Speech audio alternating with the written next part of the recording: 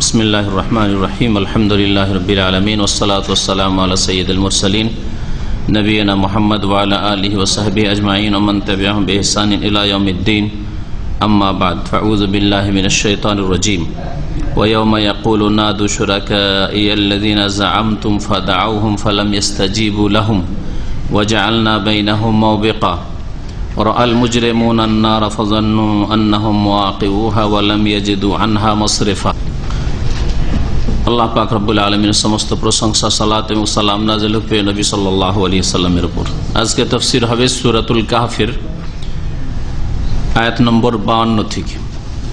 আল্লাহ পাক রব্বুল আলামিন এই আয়াতে এবং তার পরের আয়াতে মুশরিকদের কথা এবং তাদের উপাস্যদের কথা, মুশরিক এবং তাদের উপাস্য দেবদেবী বা ফকির দরবেশ মাজার এসবের কথা আল্লাহ পাক ইরশাদ করছেন। মুশরিকরাকে আল্লাহ পাক রব্বুল আলামিন কিয়ামতের দিনে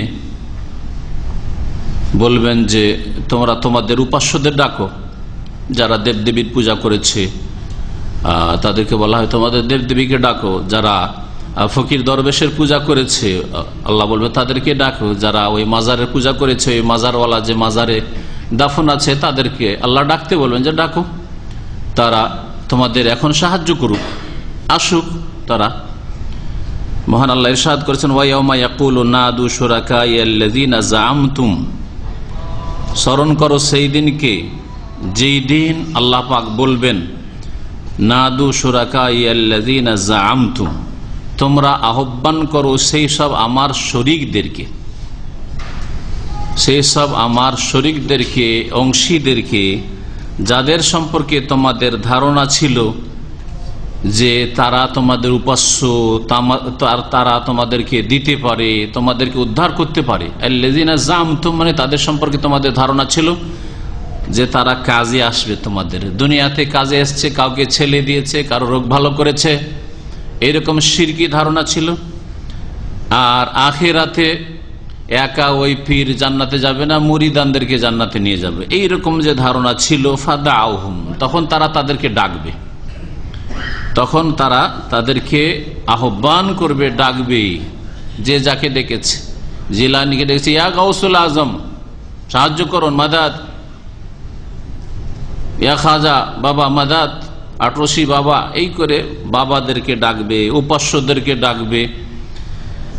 তারা ডাকতে থাকবে, যারা রামকে ডেকেছিল, কৃষ্ণকে ডেকেছিল তাদেরকে ডাকবে। আল্লাহ বলছে তোমাদের শরীকগুলিকে ডাক, এখন তারা তোমাদের সাহায্য করুক। ফাদাউহুম, তারা তাদেরকে আহ্বান করবে। ফালাম ইস্তাজিবু লাহুম, কিন্তু তাদের ডাকে তারা কেউ সাড়া দেবে না,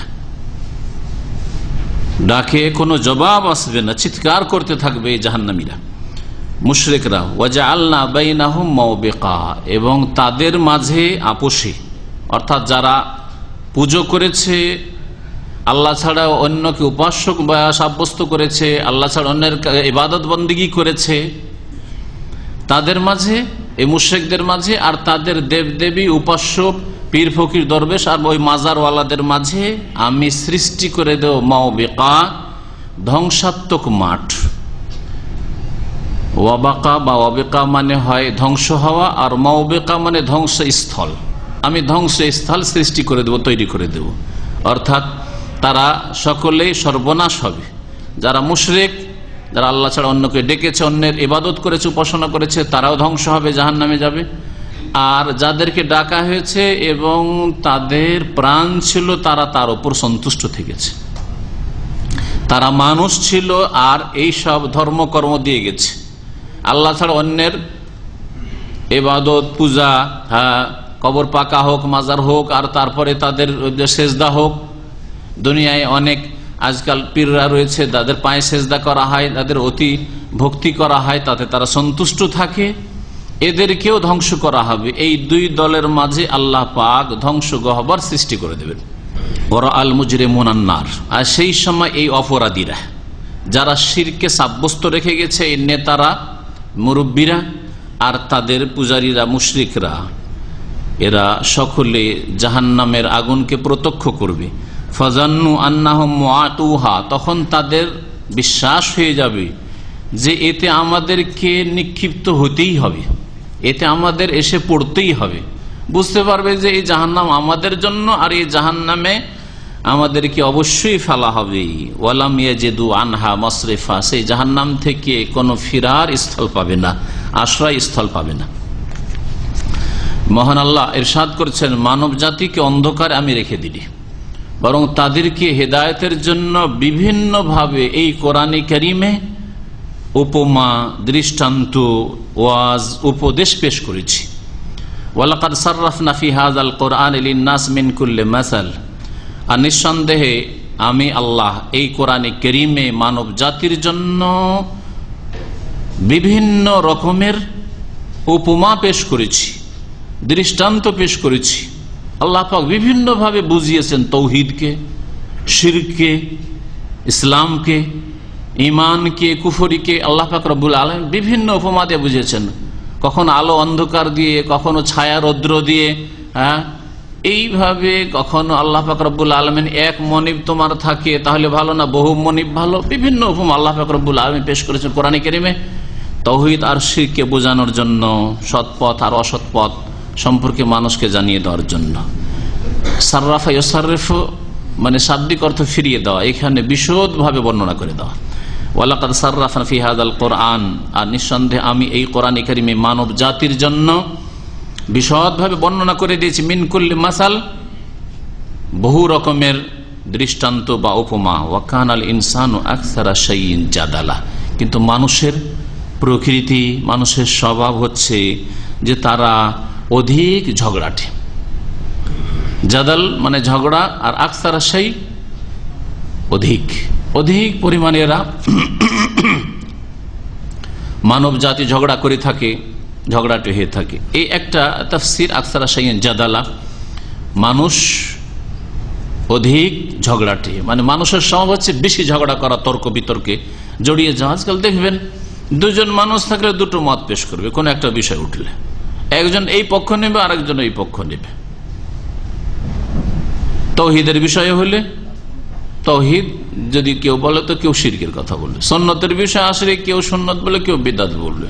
হ্যাঁ, সৎ হবে অসৎ হবে।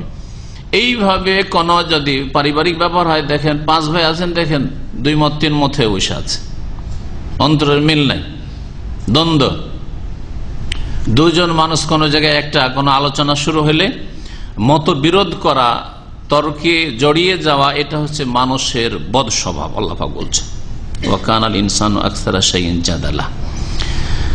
আর কেউ কেউ এইভাবে অনুবাদ করেছেন ওয়া কানাল ইনসানু আকসারা শাইইন জাদালা, মানুষ অধিকাংশ ক্ষেত্রেই ঝগড়া করে থাকে, অধিকাংশ বিষয়ে ঝগড়া করে থাকে। এটাও বাস্তব সত্য। আপনি নামাজের মাসাইল নেন, শুরু থেকে শেষ পর্যন্ত অধিকাংশ মাসলাগুলিতে ইখতিলাফ আছে। 2 ভাগ করেন মাসলাগুলিকে নামাজের মধ্যে শুরু থেকে শেষ পর্যন্ত, যে মাসআলাগুলিতে ইত্তেফাক আছে, ঐক্যমত আছে, তাকবীরে তাহরিমা দিয়ে নামাজ শুরু, এই তাকবীরে তাহরিমা পড়তে হবে, এটাতে একমত। তাকবীরে তাহরিমা রুকন না ওয়াজিব, এই একটা বিষয়। আসলে তাকবীরে তাহরিমা দিয়েই নামাজ শুরু হবে না তার আগে আর কোনো কিছু আছে, শুরু হলো দ্বন্দ্ব। আকসারা শাইইন জাদালা, ঝগড়া করা শুরু করলো। যাই নামাজের দোয়া পড়তে হবে, নিয়ত পড়তে হবে। হ্যাঁ, এইভাবে নামাজের প্রত্যেকটি মাসলা, সূরা ফাতিহা প্রত্যেকে পড়া লাগবে না, সূরা ফাতিহা পড়া লাগবে না, সূরা ফাতিহা ছাড়াও এক শ্রেণীর লোকদের নামাজ হয়ে যায়, সব পড়ে কিন্তু সূরা ফাতিহার সাথে শত্রুতা, বিদ্বেষ, সূরা ফাতিহা পড়বে না। এইভাবে নবী করিম সাল্লাল্লাহু আলাইহি ওয়াসাল্লামের যে কোনো সুন্নাতের বিষয় আসুক, রাফায়ে দানের বিষয় আসুক, ওয়া কানাল ইনসানু আকসারা শাইইন জাদালা, আমিন জোরে নাস্তি আসুক, হাত কোথায় বাঁধতে হবে না হাত ছেড়ে নামাজ পড়তে হবে, এইভাবে শুরু থেকে সালাম ফেরার পরে জিকির আজকার আছে না, উঠে টান দেওয়া আছে না, ওই বিদাতি মোনাজাত আছে। ওয়া কানাল ইনসানু আকসারা শাইইন জাদালা। আমরা বেশ কিছু মাসলা মাসাইল হিসাব করে দেখেছি, যে সব মাসলাগুলি সবগুলিতে প্রায় এইভাবে পাবেন, যেসব মাসলা মাসাইলগুলি বিষয়গুলিতে ঐক্যমত আছে সেগুলির সংখ্যা অনেক কম, ওই সব মাসলার তুলনায় যেসব মাসলা ইখতিলাফ আছে। তাহলে মানুষের স্বভাব হচ্ছে দ্বন্দ্ব করা, মতবিরোধ সৃষ্টি করা, হ্যাঁ, আর এ মতবিরোধ দূর হবে, ইখতিলাফ দূর হবে। হ্যাঁ, কিসে? কোরআন এবং হাদিসের ভিত্তিতে, কোরআন সুন্নাহর কাছে আসতে হবে। কোরআনে কারীম মোতাবেক জীবন গড়বো, রাসূলুল্লাহ সাল্লাল্লাহু আলাইহি ওয়াসাল্লামের সহিহ হাদিস মোতাবেক জীবন গড়বো, তাহলে নামাজ একরকম না হলে কাছাকাছি হবে, আর না হলে বহু রকমের নামাজ, যে যেমন পারছে পড়ছে নামাজ। এইরকমই হজের মাসাইল নেন, ওমরার মাসাইল নেন, দুনিয়ার মাসলা, রাজনৈতিক সমস্যায় নেন, আর সামাজিক ব্যাপার নেন, আর বিচার সালিস নেন, আর জমি জায়গায় নেন, আর ধন সম্পদ নেন। মানুষ ঝগড়ায় লিপ্ত আছে, ঝগড়ায় লিপ্ত আছে। আদালতে কত যে কেস ডেলি আসছে আল্লাহ পাক ভালো জানে। ওয়াকালান ইনসান আকসারা শাইইন জাদাল্লাহ, মানব জাতির স্বভাব হচ্ছে অধিকাংশ বিষয়ে ঝগড়া করা, বা মানব জাতি অধিক ঝগড়াটে। ওমা মানা আন-নাস আইয়ুমিনু ইয জাআহুমুল হুদা ওয়া ইস্তাগফিরু রাব্বাহুম ইল্লা আন তা'তিয়াহুম সুন্নাতুল আউয়ালিনা ওয়া ইয়াতিয়াহুমুল আযাবু কুবুলা। দেখুন মানুষ সম্পর্কে, যে মানুষ আল্লাহ এক কিনা এই বিষয়ে ইখতিলাফ শুরু করেছে। তাহলে প্রথম যেই বিষয়টি যেমন দিন স্পষ্ট, তার চেয়ে বেশি স্পষ্ট। এখন যে দিন রাত নয়, বাইরে ঘুরলে চোখওয়ালা লোক নিঃসন্দেহে বলবে যে দিন, এর চাইতে বেশি স্পষ্ট হচ্ছে যে আল্লাহ আহাদ, আল্লাহ একক, আল্লাহ সর্বশক্তিমান। আল্লাহ পাক রব্বুল আলামিন যেমন দেবদেবীর মুখাপেক্ষী নন, যে ওদেরকে দায়িত্বভার দেবেন, তেমন পীর ফকির ওলি এদের মুখাপেক্ষী নন, যে ওদেরকে ভাগ বন্টন করে দফতর দিয়ে দিয়েছেন। এই বিষয়গুলি একেবারে দিনের মতো স্পষ্ট। তারপরেও অধিকাংশ লোক ইমানের দাবিদার হইলেও তারা শিরকে লিপ্ত আছে। আল্লাহ পাক রব্বুল আলামিন এই মুশরিকদের হেদায়েতে বাধা সম্পর্কে বলছেন। বিশেষ করে আর মুশরিকরা, কুরাইশরা, মক্কার লোকেরা, আশেপাশের লোকেরা, তারা যে হেদায়েত হতে বিলম্ব করলো। নবী করিম সাল্লাল্লাহু আলাইহি ওয়াসাল্লাম 13 বছর থাকলেন, মাত্র কিছু লোক ইসলাম গ্রহণ করলো। আল্লাহ পাক বলছেন ওমা মানা আন-নাস আইয়ুমিনু, এদেরকে ঈমান নিয়ে আসতে কি বাধা দিয়েছিল? এই বিষয়টি ছাড়া আর কিছু বাধা দেয়নি। মা যদি নাফিয়া হয়, নেতিবাচক, আর এটাই ঠিক, তবে কেউ কেউ মা ইস্তিফহামিয়া, জিজ্ঞাসামূলক বলে অর্থ করেছেন, তারা তাতে অর্থ ফিট হবে। ওমা মানা আন-নাস আইয়ুমিনু, মানুষকে বা এই মুশরিকদেরকে, যাদের মাঝে নবী করিম সাল্লাল্লাহু আলাইহি সাল্লাম প্রথম ইসলামের দাওয়াত দিয়েছেন, এদেরকে ঈমান নিয়ে আসতে, বিশ্বাস করতে বাধা দেয়নি। একমাত্র কি বাধা দিয়েছে? ইয জাআহুমুল হুদা, যখন তাদের কাছে হেদায়েত, সঠিক পথের দিক নির্দেশনা এসেছিল, কোরআনে কারীম এসেছিল, রাসূলুল্লাহ সাল্লাল্লাহু আলাইহি ওয়াসাল্লাম হাদি হয়ে এসেছিলেন। এবং যেই ব্যক্তি ঈমান নিয়ে আসবে, সে আল্লাহর কাছে ভুলের মার্জনা কামনা করবে, ওয়াস্তাগফিরু রাব্বাহুম, এবং তাদের প্রতিপালকের কাছে তারা মার্জনা কামনা করবে, ক্ষমা তলব করবে, এতে বাধা সৃষ্টি করেনি। একমাত্র এই বিষয়ে বাধা সৃষ্টি করেছে কি? ইল্লা আন তা'তিয়াহুম সুন্নাতুল আউয়ালিন, তারা এই অপেক্ষায় রয়েছে যে তাদের কাছে পূর্ববর্তী লোকেদের নিয়ম বা নীতিমালা চলে আসুক।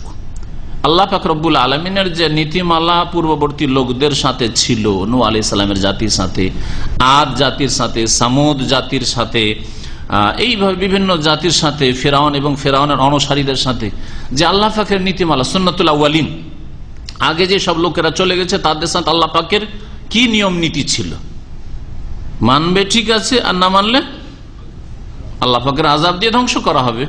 এই আল্লাহ পাকের সুন্নাত, আল্লাহ পাকের নীতিমালা, একে বলা হয়েছে এখানে সুন্নাতুল আউয়ালিন। এর অপেক্ষায় আছে, মানে এরা ঈমান নিয়ে আসবে না নবী, এরা শুধু ওই অপেক্ষায় আছে যে নূহ আলাইহিস সালামের জাতির মতো আযাব আসুক, ফেরাউন এবং ফেরাউন অনুসারীদের মতো এদের ধ্বংস করা হোক, আদ সামুদ সম্প্রদায়ের মতো এদের ধ্বংস করা হোক, লূত আলাইহিস সালামের জাতির মতো এদের ধ্বংস করা হোক। ধ্বংসের অপেক্ষায় আছে, জাতি সংশোধন করবে না।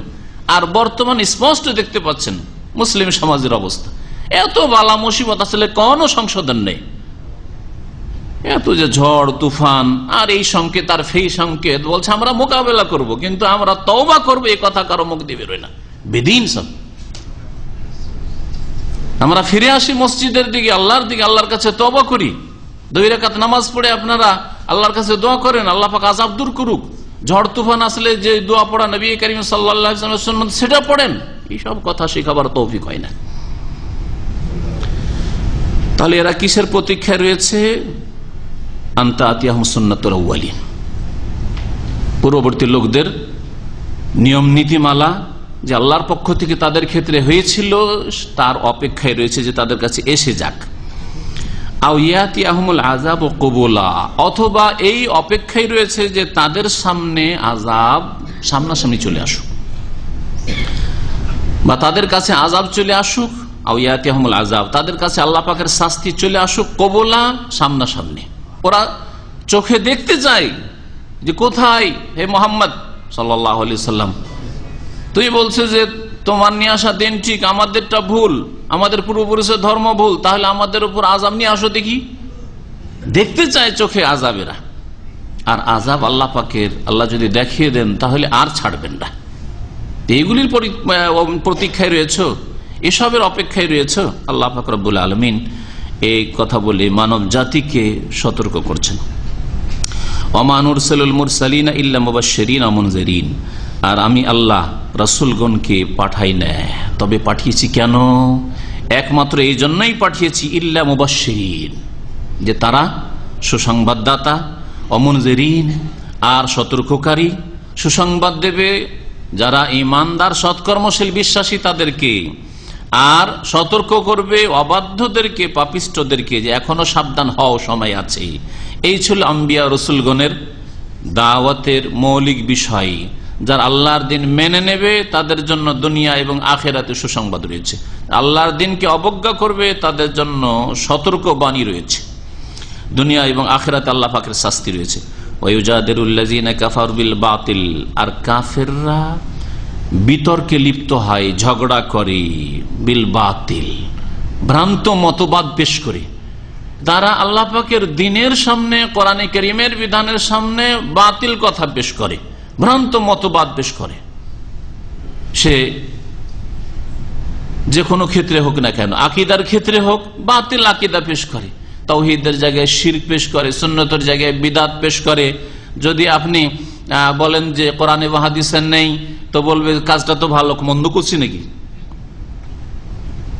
ওলিয়া ওলিয়া তাজিম করছি।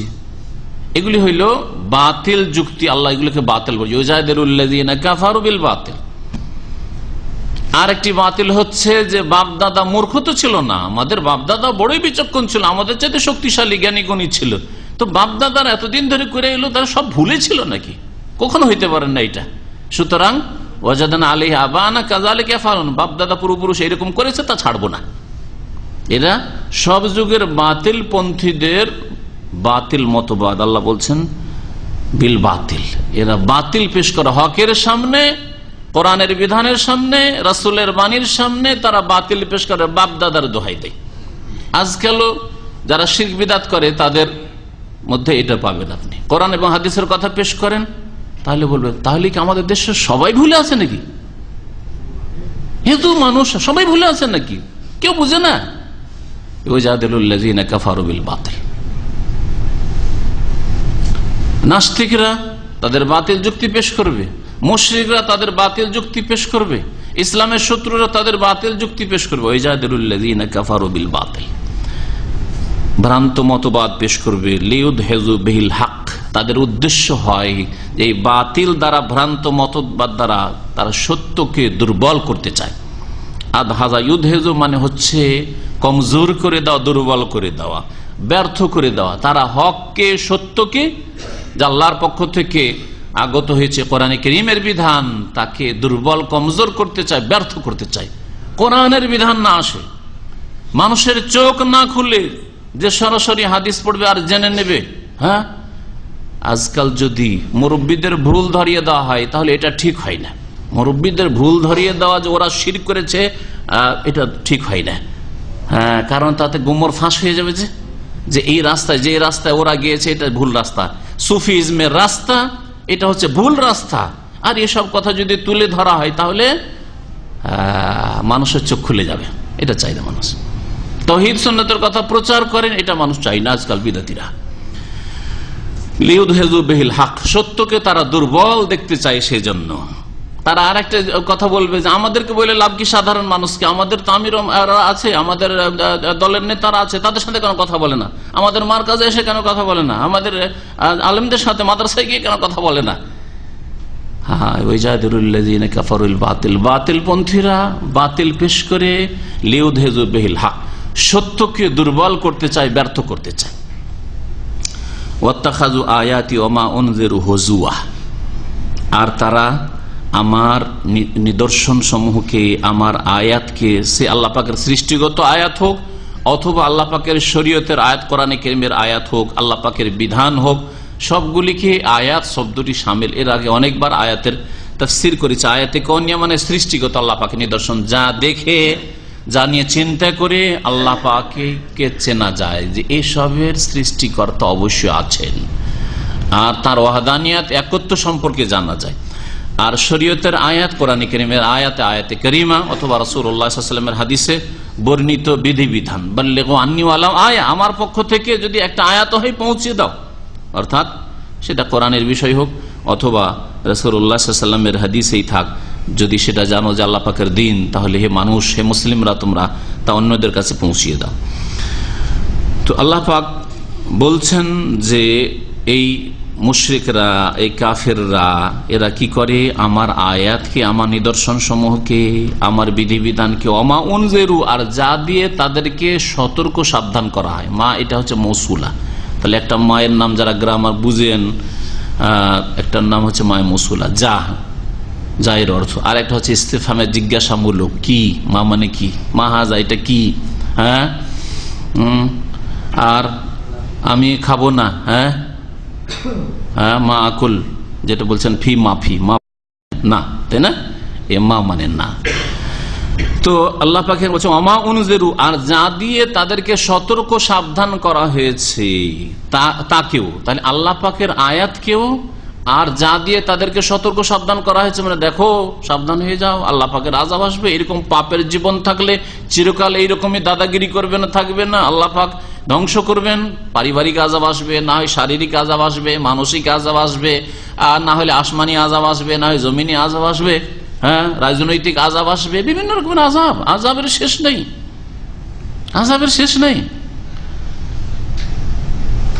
তো আল্লাহ পাক রব্বুল আলামিন মানুষকে যা দিয়ে সতর্ক করেছেন, মানে আল্লাহ পাকের আযাবের ওয়ার্নিং, ওমা উনজিরু, এগুলো কি কাফের জালেমরা কি মনে করে, হুজুয়া, ঠাট্টা বিদ্রুপ করে, এগুলো নিয়ে ঠাট্টা করে, আর এগুলো কথা, এদের আযাবের ধমক দিচ্ছে, আযাব, এইগুলো তো সব প্রাকৃতিক ব্যাপার, এই তো সাইক্লোন, এই তো অমুক, তো এইসব প্রাকৃতিক ব্যাপার,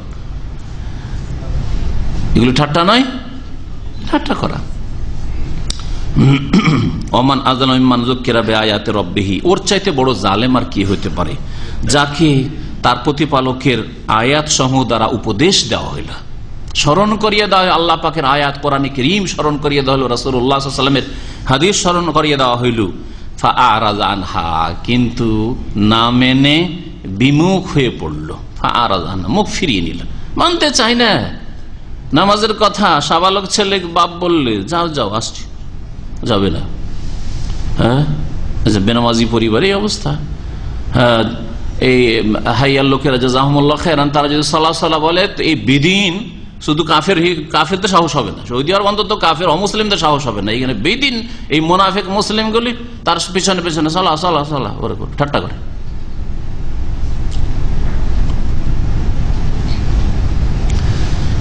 ওর চাইতে বড় জালেম আর কে, যাকে আল্লাহ পাকের আয়াত নিদর্শন দিয়ে, কোরআন হাদিস দিয়ে উপদেশ পেশ করা হয়, ফাআরাযা আনহা, তা থেকে পাশ কাটিয়ে চলে যায়, মুখ ফিরিয়ে নেই, ওয়া নাসিয়া মা কাদ্দামাত ইয়াদা, আর ভুলে যায় যে তার দুই হাত এর পূর্বে কি পাঠিয়েছে, অর্থাৎ তার পূর্ব কৃতকর্মকে ভুলে যায়, এর আগে কি কি পাপ করেছে সব রেকর্ড হয়ে আছে আল্লাহ পাক রব্বুল আলামিনের কাছে, আল্লাহর মালায়েকা ফেরেশতাকে রেকর্ড করে রেখেছেন, ভুলে গেছো।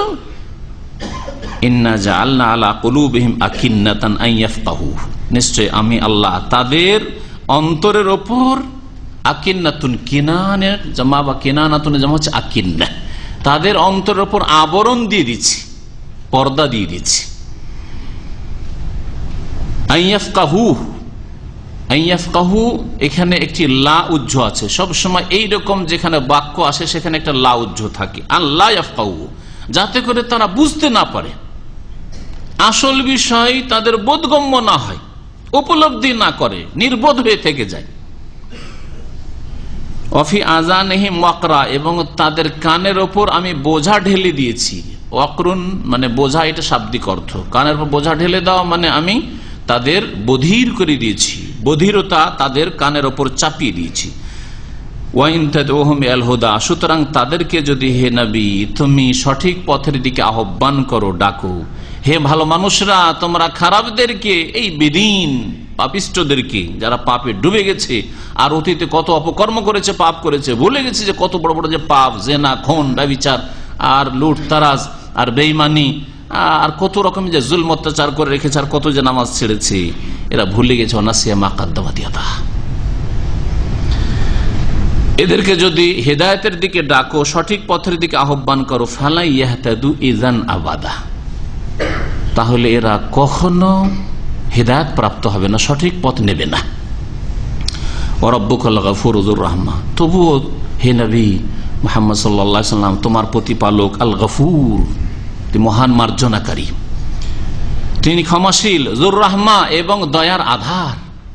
সুবহানাল্লাহ, আমরা আমাদের অধীনে যারা কাজ করে তাদেরকে একটা ছাড় দিতে চাই না, আর খুব বেশি যদি উদারতা থাকে তো অসুবিধা নেই, আজকে একটা ভুল করেছে ছেড়ে দিলাম, আচ্ছা দুটা ছাড়লাম, আর ছাড়বো না 3 বার। আরো যদি উদারতা থাকে 3 বার 4 বার বলা তো ছাড়ার প্রশ্নই উঠে না, তাই না? কোন কর্মচারী কোন কর্মস্থলে যদি খেয়ানত করে, তার যদি ব্যাড রিপোর্ট হয় তো একটা ওয়ার্নিং লেটার, 2টা 3টা তারপরে রাখবে। আল্লাহ পাক রব্বুল আলামিন কত রহমান, কত বড় রহিম, যুর রাহমা, দয়ার আধার তিনি। কত পাপ করে যাচ্ছেন, নিজের হিসাব করেন তো দেখি, কত অবাধ্য আপনি, কত নাফরমানি করছেন, অন্যায় কাজ করছেন, আর আপনি না করলে আপনার ভাই করছেন না, আপনার আশেপাশের লোকেরা করছে।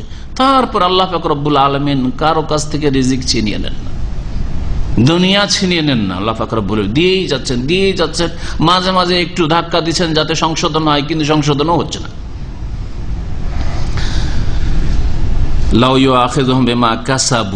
আল্লাহ পাক তাদের যদি পাকড়াও করতেন বেমা কাসাবু, তাদের কৃতকর্মের কারণে, লাআজ্জালাহুমুল আযাব, তাহলে তাদের জন্য দ্রুত আল্লাহ পাক শাস্তি পাঠিয়ে দিতেন, আল্লাহ পাক দ্রুত সাথে সাথে শাস্তি দিয়ে দিতেন। কিন্তু আল্লাহ পাক রব্বুল আলামিন একজন মানুষ 60-70 বছর 80 বছর কত জুলম অত্যাচার করলো, আর কত ওয়াক্ত যে নামাজ ছেড়েছে, আর কত যে শিরক করেছে, বিদআত করেছে, তারপরে আল্লাহ ছেড়ে দিয়েছেন, তারপর আল্লাহ পাক ছেড়ে রেখেছেন।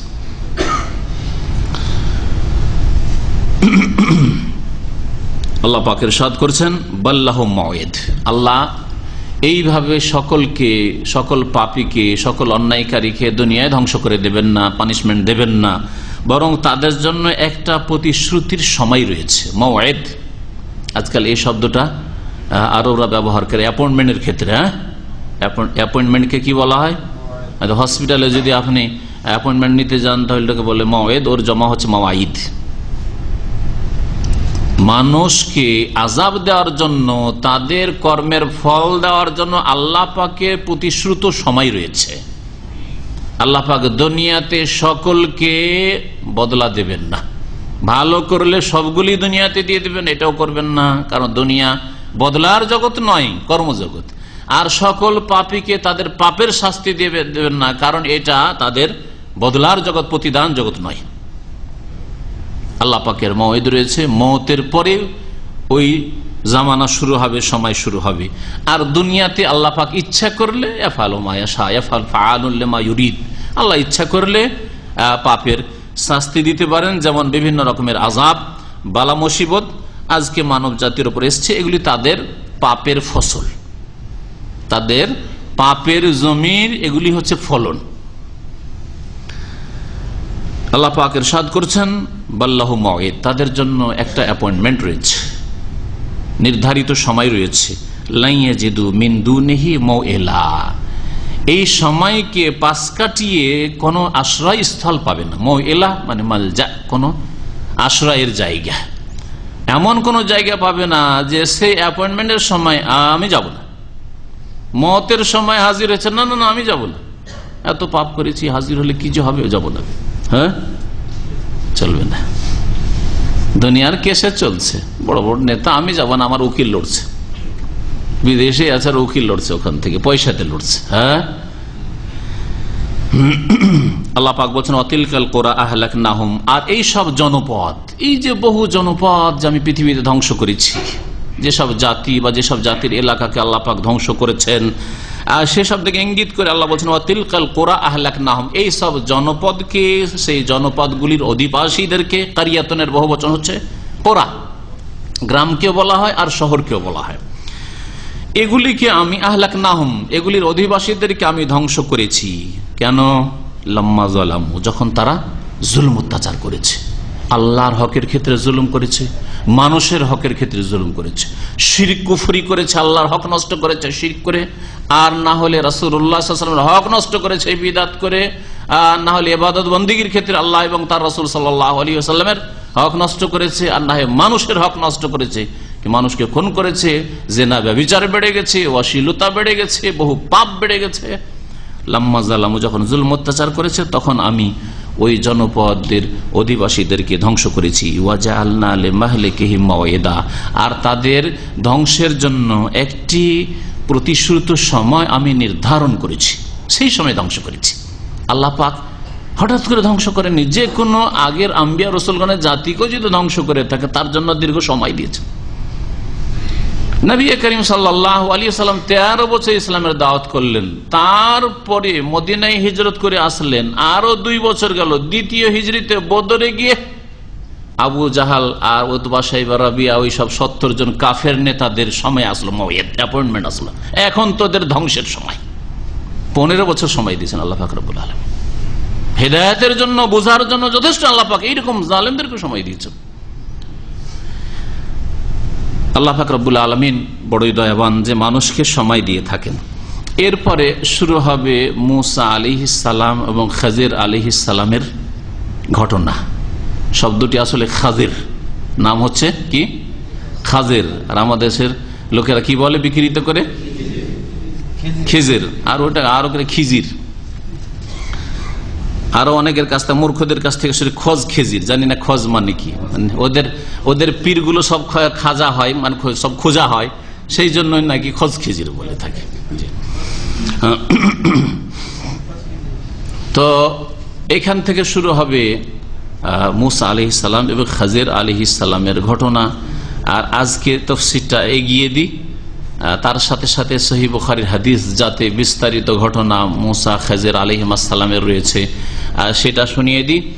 আর তারপরে ইনশাআল্লাহ তাআলা বলবো উলামায়ে কেরামদের দ্বিমত যে খাজির আলাইহিস সালাম কে ছিলেন, তিনি কি ছিলেন তিনি, এবং এই খাজির আলাইহিস সালামকে নিয়ে অসৎ উদ্দেশ্য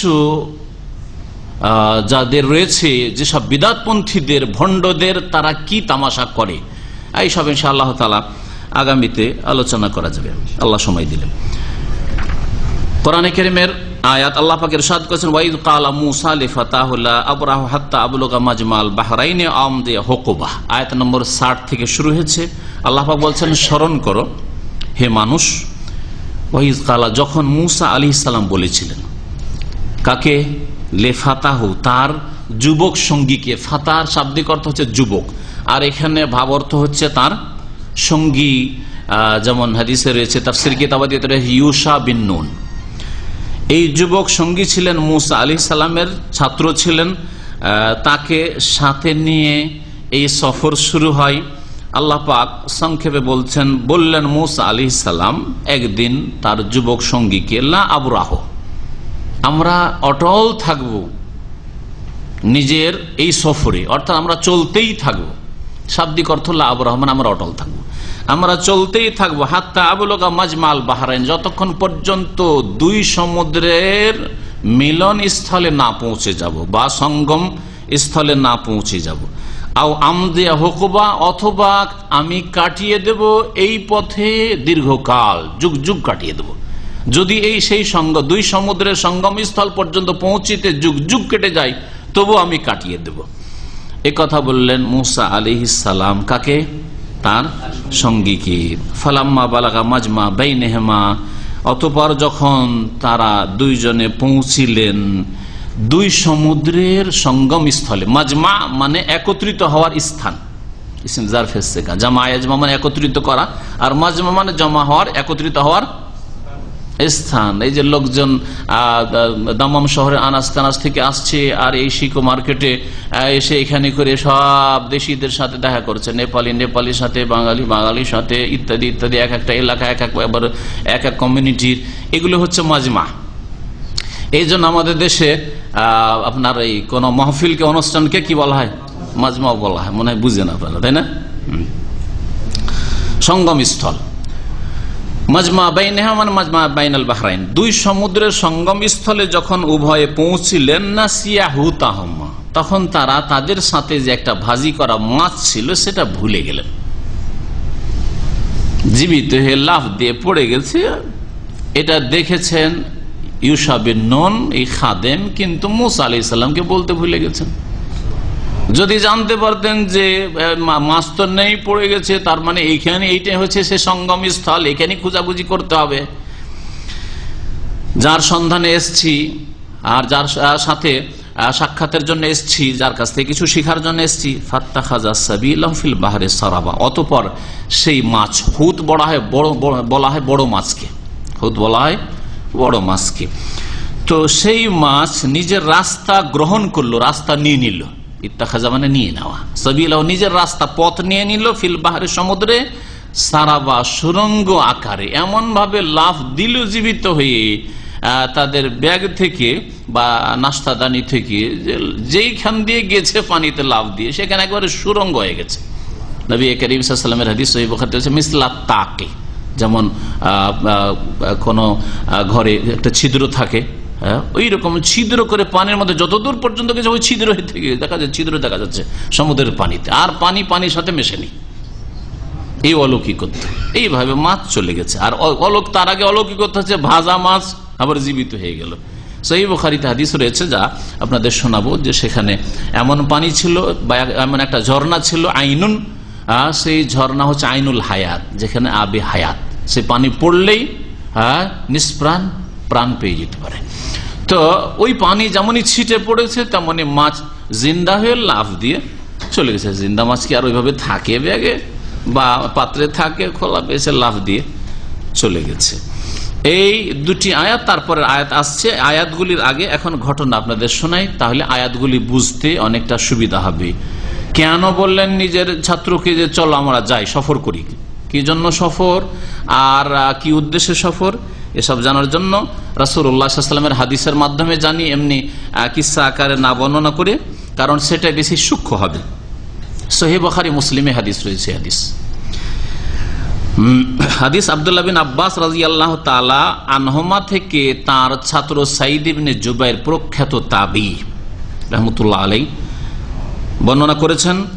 তিনি বলছেন যে আমার ওস্তাদকে একদিন বললাম যে নফ আল বাকালি একজন লোক, তার আহলে কিতাবের মধ্যকার ছিল, তার ওই তাওরাত সম্পর্কে জ্ঞান ছিল, তার ধারণা যে মুসা সাহেবুল খেজের লাইসা হুয়া মুসা সাহেব বনি ইসরাইল, মুসা এক, বলছে দুই মুসা, ওর মত হচ্ছে মুসা হচ্ছে দুই মুসা। খেজেরের সাথে যে সঙ্গী হয়েছিল এই মুসা আর বনি ইসরাইলের নবী মুসা, দুই মুসা এক নয়, বরং দুই মুসা। এ মুসা অন্য মুসা, তার মানে মুসা আলাইহিস সালাম যিনি আল্লাহর রাসূল, আল্লাহর নবী, যার উপর তাওরাত নাযিল হচ্ছে, তিনি কার সঙ্গী নন? খাজেরের সঙ্গী নন। মানে খাজেরের সাথে যে ঘটনা ঘটেছে সেটা অন্য কোন মুসা। এই মতটি ছিল এই নফ বাকালির। এই কথা বলতেই ইবনে আব্বাস রাদিয়াল্লাহু তাআলা আনহু অত্যন্ত অসন্তুষ্ট হলেন, রেগে উঠলেন, কারণ মিথ্যা কথা। আর তারপরে কাযাবা আদু আল্লাহ, এ তো আল্লাহর দুশমন, এ তো মিথ্যা কথা বলেছে, এটা কোরআন হাদিস বিরোধী কথা বলেছে, জানে নাই। তারপরে বলছেন হাদাসানা উবাই ইবনে কাব, উবাই ইবনে কাব রাদিয়াল্লাহু তাআলা আনহু আমাকে হাদিস শুনিয়েছেন। তাহলে এক সাহাবী আব্দুল্লাহ বিন আব্বাস রাদিয়াল্লাহু তাআলা আনহু আর এক সাহাবী উবাই ইবনে কাব থেকে এই হাদিস বর্ণনা করছেন। আন্নাহু সামিআ রাসূলুল্লাহ সাল্লাল্লাহু আলাইহি ওয়াসাল্লাম ইয়াকুল, উবাই ইবনে কাব রাদিয়াল্লাহু তাআলা আনহু রাসূলুল্লাহ সাল্লাল্লাহু আলাইহি ওয়াসাল্লাম থেকে শুনেছেন। আব্দুল্লাহ বিন আব্বাস কেন শুনেননি? এই জন্য আব্দুল্লাহ বিন আব্বাসের বয়স কম ছিল আর হতে পারে যেই সময় রাসূলুল্লাহ সাল্লাল্লাহু আলাইহি ওয়াসাল্লাম শুনিয়েছিলেন সেই মজলিসে আব্দুল্লাহ বিন আব্বাস উপস্থিত ছিলেন না। আর আমানতের বিষয় হচ্ছে যে যার কাছ থেকে শুনেছেন তার কথা বয়ান করবেন। কিন্তু আজকাল আমাদের স্বভাব এর ভিন্ন, কিন্তু আমাদের স্বভাবে ব্যতিক্রম ঘটেছে। যদি আপনার সাথী সঙ্গে থেকে কোনো একটা কথা শুনে থাকেন, ভাববেন যে আমি অমুকের কাছ থেকে এটা শিখেছি, এই মশলাটা জানতাম না, জেনেছি, এটা আমার মানানি হবে যে আমি আমার মতো আর এক ছাত্রের কাছ থেকে শুনেছি এই কথা বলবো না। উনি যেহেতু বলেছেন আমার ওই সঙ্গী যে শাইখের কাছ থেকে শুনেছি, ডাইরেক্ট শাইখ বলেছেন, শাইখের কাছ থেকে শুনেছি বললে একেবারে ডাহা মিথ্যা হয়ে যাবে। এই জন্য একটু বাঁকা করে কথা বলে কিছু লোকের আছে, যে শাইখ বলেছেন তোমাকে বলেছেন না, তোমার সঙ্গী শুনেছে। আমানত এই ছিল যে ভাই আমি অমুক সঙ্গীর কাছে শুনেছি, আর সে বলেছে আমি শাইখের কাছে শুনেছি, তাই না? আজকাল মানুষের স্বভাব হচ্ছে এইরকম, না শুনলেও দূর থেকে বলে আমি শুনেছি। না দেখা হইলেও কোনো জায়গাতে, আরে একজন লোক গাড়ি বিক্রি করার জন্য বলছে আমি শাইখের দার্সে অনেকদিন গেছি, যাতে করে যে গাড়ি কিনতে গেছে ইসলামিক সেন্টারে আসে যা বলছে যে আমি শাইখের দার্সে অনেকদিন হাজির হয়েছি। আমার বাড়ি এসছেন, আমার মনেই হয় না যে কার বাসায় গেছি আর কার বাড়ি গেছি। কথা বুঝতে পারছেন তো? কথা হচ্ছে যে আল্লাহ পাক হেদায়েত করে। এইরকম অনেক লোক দুনিয়ার স্বার্থে কিছু মিথ্যা মিশায়। সাহাবায়ে কেরাম আলহামদুলিল্লাহ তারা যে নবী সাল্লাল্লাহু আলাইহি ওয়াসাল্লামের তরবিয়ত পেয়েছিলেন, এই রকমের খেয়ানত করতেন না। আব্দুল্লাহ ইবনে আব্বাস বলতে পারতেন যে রাসূলুল্লাহ সাল্লাল্লাহু আলাইহি ওয়াসাল্লাম বলেছেন না, উবাই ইবনে কাব আমাকে শুনিয়েছেন, তিনি বলছেন যে তিনি রাসূলুল্লাহ সাল্লাল্লাহু আলাইহি ওয়াসাল্লামের কাছে শুনেছেন ইয়াকুল ইন্না মুসা কামা খাতিবান ফি বনি ইসরাইল। মুসা আলাইহিস সালাম একদিন বনি ইসরাইলদের মাঝে বক্তব্য করতে শুরু করলেন, খুতবা দেখেন, খাতিবান খুতবা দিতে শুরু করলেন, মানে কি বক্তব্য করতে শুরু করলেন। কিন্তু আমাদের স্যার জুমার খুতবা, ঈদের খুতবা কি বলবেন, মন্ত্র পাঠ হয়, হিন্দুদের মন্ত্র পাঠ হয়, ওই কিছু বেদ পাঠ হয় পুজোগুলির সময় মন্দিরে, আর জুমার খুতবায় আর ঈদের খুতবাতে মন্ত্র পাঠ হয়, যার ফলে জাতি হেদায়েত হয় না, জাতির নেতারাও হেদায়েতের পথে আসে না, কারণ কিছুই জানতে পারে না এরা। কিন্তু বড় বড় মসজিদগুলিতে যেখানে ওই বড় বড় নেতাগুলো, এমপি মিনিস্টারগুলো জুমার নামাজ পড়ায়, ঈদের নামাজে হাজির হয়, সেখানে যদি নিজের ভাষায় সেখানে বিষয় ভিত্তিক আলোচনা হইতো তো 52টি সপ্তাহে 52টি বিষয় সম্পর্কে বড় বড় নেতারা জানতে পারত। এই খায়ের থেকে, এই কল্যাণ থেকে বিদাতি মৌলভী সাহেবেরা বঞ্চিত রেখেছে আমাদের দেশের নেতৃস্থানীয় ব্যক্তিদেরকে। এর জন্য জবাবদেহি করতে হবে এদেরকে। খুতবা মানে বক্তব্য, খুতবা মানে সম্বোধন করা। তো আরবি ভাষা দিয়ে বাঙালিকে কি করে সম্বোধন হইতে পারে? আরবি ভাষা দিয়ে উর্দু ভাষিক কেরলদেরকে কি করে সম্বোধন হইতে পারে?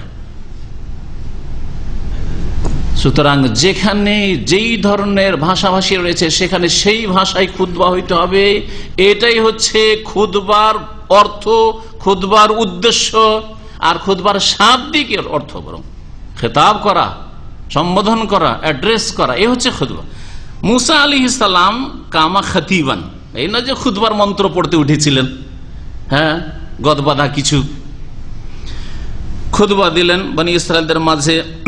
আর খুতবা এত ভালো লাগলো শ্রোতা মন্ডলীকে, ফাসইলাত, খুতবার শেষে, বক্তব্যের শেষে তারা জিজ্ঞাসা করল আইয়ুন নাসে আলামু, দুনিয়ার মধ্যে কে সবচেয়ে জ্ঞানী আছে বলেন তো দেখি। আর এক হাদিসে রয়েছে যে আমাদের মনে হচ্ছে, আমাদের বিশ্বাস যে আপনার চাইতে জ্ঞানী কেউ নেই। আপনার চাইতে জ্ঞানী কি কেউ আছে পৃথিবীতে? আপনার চাইতে জ্ঞানী আর পণ্ডিত কেউ আছে কি? এইরকম জিজ্ঞাসা তারা করেছিল। কালা আনা, সবচাইতে জ্ঞানী আজকের যুগে আমি। কথা সত্য ছিল না? মুসা আলাইহিস সালামের উপর তাওরাত নাযিল, সেই যুগে এমন কোন নবী নেই যার উপর কিতাব নাযিল হয়েছে। মুসা আলাইহিস সালাম সেই যুগে রাসূল, আল্লাহ পাকের কালিম, আল্লাহ পাকের সাথে কথা বলেছেন তিনি। তার চাইতে বেশি জ্ঞানী পৃথিবীতে কেউ নেই। কিন্তু আজকে সারা পৃথিবীর যতই বড় আলেম আর বক্তা হোক না কেন, যদি জিজ্ঞাসা করেন আপনার চাইতে বড় আলেম আছে কি, নিশ্চয়তা দেওয়া যাবে যে আমার চাইতে কেউ নেই বড়। আরে তুমি তো নবী না, তোমার কাছে ওহী আসে না, তুমি কি করে ওজন করলে এত বিশাল পৃথিবীর আলেমদেরকে আর জ্ঞানীদেরকে, যে তুমি বুঝতে পারলে যে আমার চাইতে জ্ঞানী গুণী আর ভালো কেউ নেই।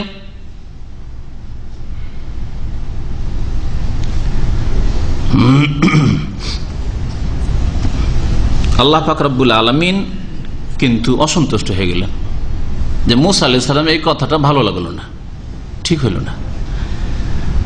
অথচ কথা ঠিক বলেছিলেন। কি জন্য? ফাতাবাল্লাহু আলাইহি, আল্লাহ পাক রব্বুল আলামিন মুসা আলাইহিস সালামের উপর অসন্তুষ্ট হলেন, ধরে ফেললেন যে একটু মুসা আলাইহিস সালাম শিখাতে হবে। কেন? বললেন ইজলাম ইয়ারুদ্দাল ইলমা ইলাইহি, শুধু এতটুকু ভুল, এতটুকু ভ্রম যে ইলম আল্লাহর ওপর ন্যস্ত কেন করলেন না মুসা আলাইহিস সালাম? ঠিক আছে, সবচেয়ে জ্ঞানী মুসা আলাইহিস সালাম, কিন্তু তাকে বলা উচিত ছিল আল্লাহ আলাম, দুনিয়ার মধ্যে সবচাইতে জ্ঞানী কে আল্লাহ ভালো জানেন। আপনি যদি মনে করেন যে আমার চাইতে পরিষ্কার কেউ নাই, মনে হচ্ছে আমার চাইতে পয়সাওয়ালা কেউ নাই, আমার চাইতে বেশি জ্ঞানী গুণী কেউ নাই, তারপরেও বলেন যে আল্লাহ আলাম, আল্লাহ ভালো জানে। ইসলাম ইয়ারুদ্দাল ইলমা ইলাইহি, তাহলে মুসা আলাইহিস সালাম এমন কোন ভুল করেননি, কথা ঠিক বলেছেন, সব ঠিক ছিল। কিন্তু একজন মুমিন কি বলবে যদি কোনো কিছু সম্পর্কে জিজ্ঞাসা করা হয়? আর যদি সবগুলি আয়ত্তে না রাখা সম্ভব হয় মানুষের, তাহলে কি বলবে? আল্লাহ ভালো জানেন। আর আজকাল কূপের মধ্যে বাস করে, কূপের মধ্যে বাস করে। আর যদি বলা হয় তৌহিদের কথা, সুন্নতের কথা, তাদের একটা বিদআতের আঘাত লাগে। বাংলাদেশে এইরকম কথা তো পাওয়া যাবে না, এইরকম কথা কোথাও নেই। যেই নামাজের কথা বলছেন, বাংলাদেশে এমন কোন মসজিদে নাই যে যেখানে সহি নামাজ আছে। কি করে বললেন আপনি? অথচ আপনার ঢাকায় বহু মসজিদ আছে, ঈদগাহ আছে, সেই তরিকাতে নামাজ পড়া হয়। এই জন্য বললাম, এই ধরনের কিছু মূর্খ লোকেরা আছে যারা নিজে কূপে বাস করে মনে করে সমুদ্রে বাস করছে, কূপের মাছ, হ্যাঁ, আর মনে করে বা হাউজের মাছ, হ্যাঁ, মনে করে সমুদ্রে বাস করছে। দুনিয়ার কি করে খবর জানলে? নিজের দেশের খবর, ডিস্ট্রিক্টের খবর বলতে পারবে না। আল্লাহ পাক রব্বুল আলামিন ফাআওহাল্লাহু ইলাইহি, মুসা আলাইহিস সালামকে ওহী করলেন আর বলেন ইন্নালি আবদান বিমাজমাইল বাহরাইন, আমার এক বান্দা আছে দুই সমুদ্রের সঙ্গম স্থলে, হুয়া আলাম মিনকা, মুসা যাও, সে তোমার চাইতে বেশি জানে, তার কাছে যাও। কিন্তু সার্বিক দিক থেকে বেশি জানে না আংশিক বেশি জানে? আংশিক বেশি জানে। এটা নিজের কথা আসছে হাদিসে, তখন বলবো। নিজের পক্ষ থেকে এখনই যদি বলি তো বলে দিতে হয়। তো আলামিনকে আল্লাহ বলছে মুসা আলাইহিস সালামকে যে তোমার চাইতে বেশি জানে। আচ্ছা, একজন যদি এখানে ডাক্তার আসে আর যদি বলা হয় যে শেখ আপনার চাইতে বেশি জানে, তো কথাটা ভুল হবে কি? আমার চাইতে বেশি জানে সে, ডাক্তারই তার বেশি জানে। একজন কম্পিউটার সায়েন্সের লোক এসছে আর এসে বলে শেখ আপনার কম্পিউটার খারাপ, এই ভাই কিন্তু আপনার চাইতে বেশি জানে, কথা ভুল হবে কি? ঠিক হবে। তো এইরকমই বিষয়টা যা এই হাদিসে আসছে। সুতরাং একটু অপেক্ষা করেন যে মুসা আলাইহিস সালামের কাছে আলাদা জ্ঞান ছিল আর খাজিরের কাছে আলাদা জ্ঞান ছিল। মুসা আলাইহিস সালামের জ্ঞান ব্যাপক জ্ঞান ছিল, যে সেই যুগের পূর্ণাঙ্গ দিনের জ্ঞান। তো বলছেন যে আল্লাহ পাক রব্বুল আলামিন ওহী করলেন যে আমার এক বান্দা আছে, সে তোমার সাথে বেশি জানে। কালা মুসা, মুসা আলাইহিস সালাম তখন বলে ইয়া রব, হে আল্লাহ, কাইফা লিবিহি, তাহলে সেখানে কেমনে পৌঁছিব?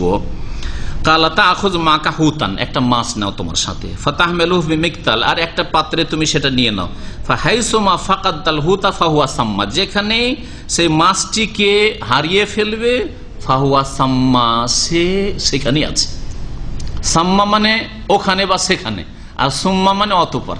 দেখেন সায়ের সা একই, সায় শুধু জাবার আর পেশের পার্থক্য। ফাসাম্মা ওয়াজহুল্লাহ, কোরআন আছে না, ফাসাম্মা ওয়াজহুল্লাহ, ফাআইনামা তুওয়াল্লু ফাসাম্মা ওয়াজহুল্লাহ, সেখানে আল্লাহ পাকের চেহারা পাবে, মানে আল্লাহ পাক রব্বুল আলামিনের কিবলা পেয়ে যাবে। যদি ভুল করে নামাজ পড়ো, যেই দিকে নামাজ পড়ো, ফাসাম্মা ওয়াজহুল্লাহ, তবে নামাজ হয়ে যাবে। প্রথম চেষ্টা করতে হবে যে কিবলা কোন দিকে, ওই ক্ষেত্রে ফাসাম্মা। আর সুম্মা, সুম্মাল্লাযীনা কাফারু বিরাব্বিহিম ইয়াদলুন সুম্মা লা তুসআলুনা ইয়াওমাইযিন আনিন নাঈম, সুম্মা মানে অতঃপর। একটা মাছ নিলেন, হুতান ফাজাআলাহু ফি মিকতাল, আর একটা পাত্রে করে নিলেন। সুম্মান তালাকার চলতে লাগলেন, ওয়ান তালাক মাহু ফাতাহু ইউসা বিন নুন আলাইহিস সালাম, আর তার সাথে তার ছাত্র ইউসা বিন নুনও গেলেন। তিনি পরবর্তীতে নবী হয়েছিলেন। ইউসা বিন নুনও পরে নবুয়ত পেয়েছিলেন। হাত্তা ইযা আতাইনা বা হাত্তা ইযা আতায়া সাখরা, এই দুইজনে একটি পাথরের কাছে আসলো, বড় একটা পাথর ছিল বা পাথরের অংশ ছিল, বা ছোট একটা হয়তো পাহাড়ের অংশ, যেটাকে এখানে সাখরা বলা হয়েছে, সাখরা বড় পাথরকে বলা। ওয়াজারউসাহুমা, ক্লান্ত হয়ে মনে হচ্ছে একটু ক্লান্ত হয়েছি, একটু বিশ্রাম করে নি। দুইজনে ওই পাথরের উপর মাথা দিয়ে শুয়ে পড়লো। ফানামা, আর দুইজনে ঘুমিয়ে পড়লো।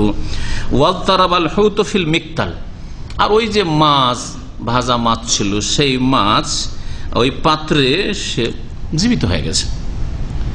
ঘুমিয়েছিলেন মুসা আলাইহিস সালাম আর ইউশা তার ছাত্র, আর এই মাছ জীবিত হয়ে গেছে।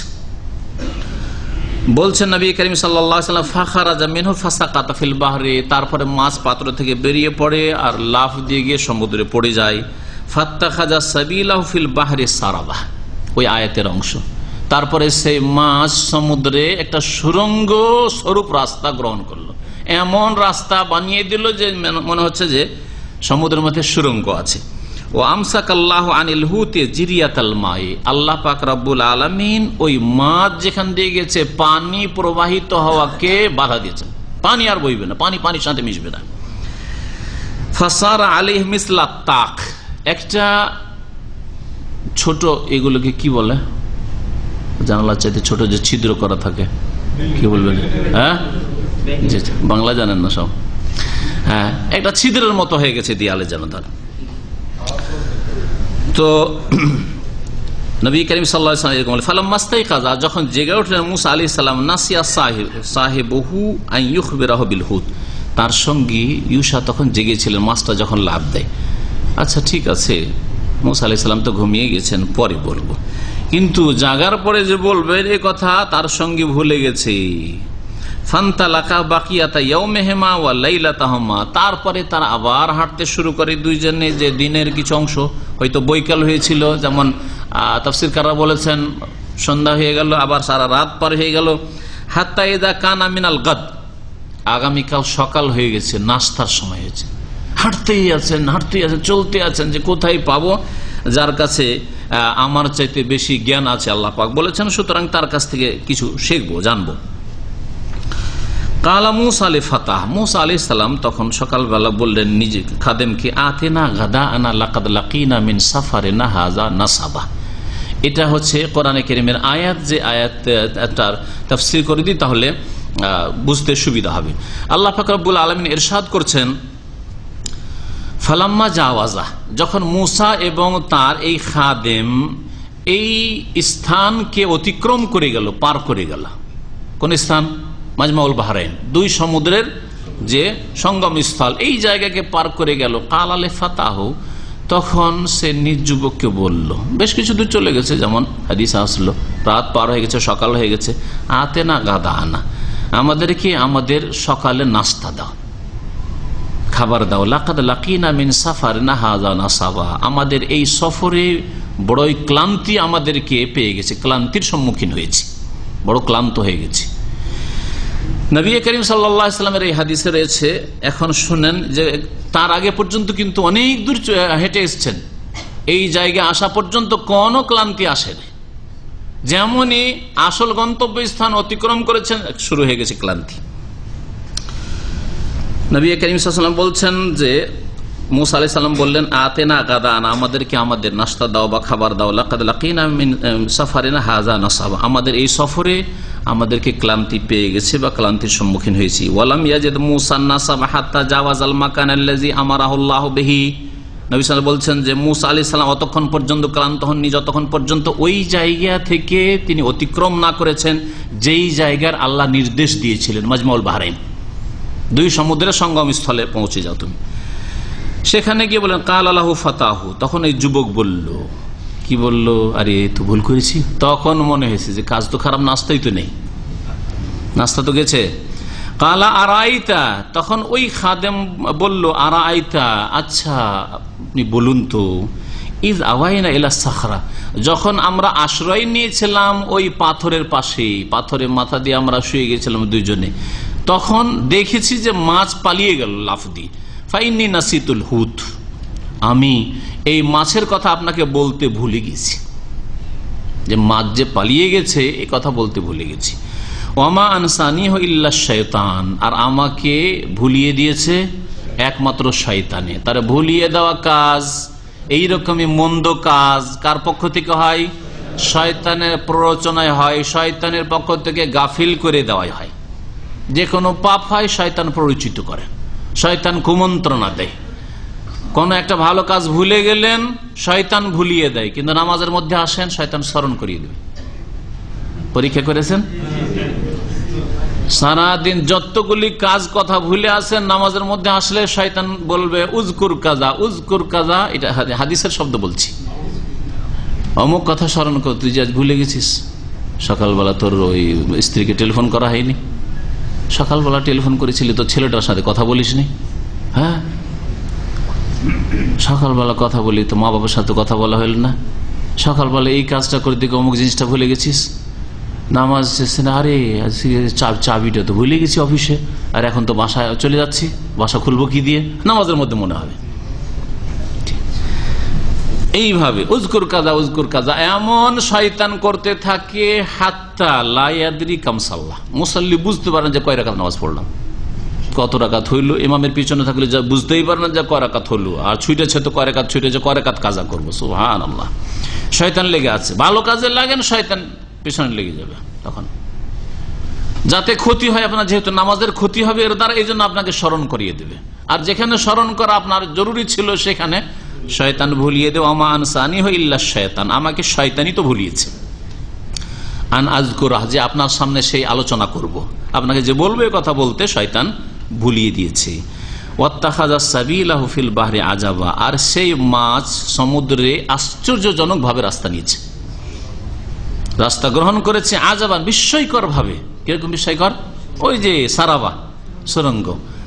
তো মাছের, এই জন্য নবী সাল্লাল্লাহু আলাইহি ওয়াসাল্লাম বলেছেন যে মাছ সুরঙ্গ করে গেছে, আর মুসা আলাইহিস সালাম আর ইউসার জন্য কি ছিল? সেটা বিস্ময়কর বিষয় ছিল। আর কিয়ামত পর্যন্ত এই ঘটনা যারা শুনবে জানবে তাদের জন্য এই আশ্চর্যজনক বিষয়, তাই না?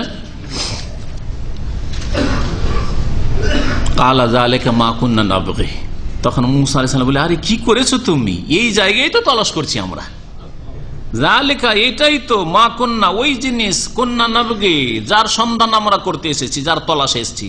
বাগা, হ্যাঁ, বাগা ইয়াবগু বা বাগিয়া ইয়াবগা, সামি আসমা থেকে হলে সন্ধান করা হয়। বাগিয়া ইয়াবগা মানে সন্ধান করা, আর বাগা ইয়াবগি যদি যারাবা ইয়াদরিবু হয় তাহলে তার মানে জুলুম করা। ওয়াল বাগি, জুলুম, ওখানে জুলুমের অর্থে। কিন্তু আরবরা আজকাল ব্যবহার করে আইশতরিদের জায়গায় তরিদ ব্যবহার করে না, কি বলে? আইশতাবগা। যারা বিশেষ করে মক্কা মদিনা হেজাজের এলাকায় থেকেছেন এই ভাষাটা বেশি যায়, আইশতাবগা। হ্যাঁ, কি চাও? আনা আবগা কি যা বলে না, আবগা মানে আমি চাই, হ্যাঁ, অন্ট, আমি চাই, আমি তলাশ করি, হ্যাঁ, ইশতাবগা, আমি এটা চাই। এই এলাকার লোকেরা এদের একটা ভিন্ন ভাষা, আবি আইশতাবি, এই ব্যবহার করে, এগুলো সব মাতৃভাষা। কিন্তু বাগিয়া ইয়াবগা এটা হচ্ছে শুদ্ধ ভাষা, যে কোরআনের ভাষা। যালিকা মা কুননা নাবগি, এরই তো আমরা তলাশে ছিলাম, এটাই তো সন্ধান করছিলাম, তুমি ভুলে গেছো আমাকে বলতে, এখন কত হয়রান হইলাম, আবার ফিরে যেতে হবে। ফারতাদ্দা আলা আসারিহিমা কাসাসা, তখনকার যুগে রোড রাস্তাও ছিল না, আর রাস্তায় কোনো লিখাও ছিল না যে কোন জায়গায় কোনটা আছে, এই কোনটার পরে কোন রাস্তায় যাবো, লিখা ছিল কি? হ্যাঁ, কিছু ছিল?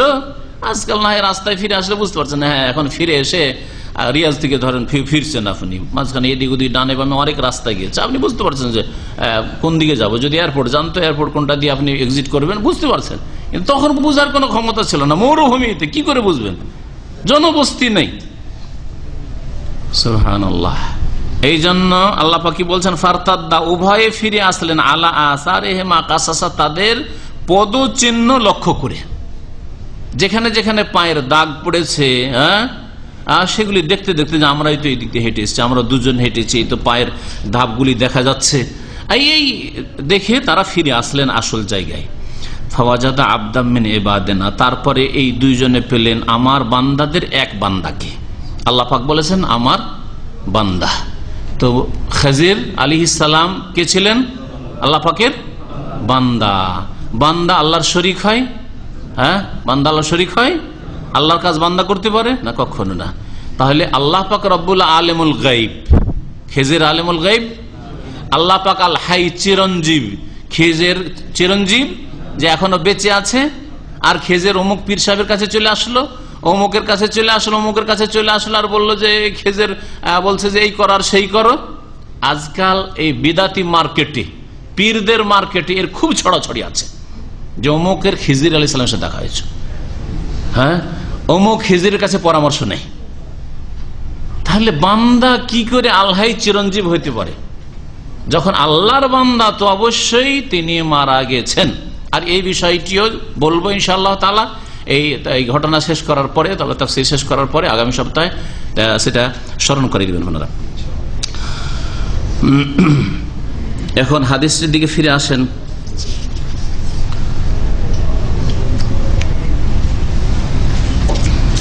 বলছেন নবী করিম সাল্লাল্লাহু আলাইহি ফাকান লিল হুতে সারাবা, মাছ তো সুরঙ্গ করে চলে গেছিল। বলে মুসা ফাতাহু আজাবা, আর মুসা আলাইহিস সালাম এবং তার খাদেম বড় আশ্চর্য হলেন। ফাকালা যালিকা মা কুননা নাবগি ফারতাদা আলা আসারিহিমা কাসাসা কালা ফারাজা ইয়াকুসানি আসারাহুমা। তারা দুইজনে ফিরে আসলেন আর নিজের পদচিহ্ন দেখছেন যে কোন দিক দিয়ে হেঁটে এসেছি, কোন দিক দিয়ে এসেছি, কোন রাস্তা দিয়ে এসেছি।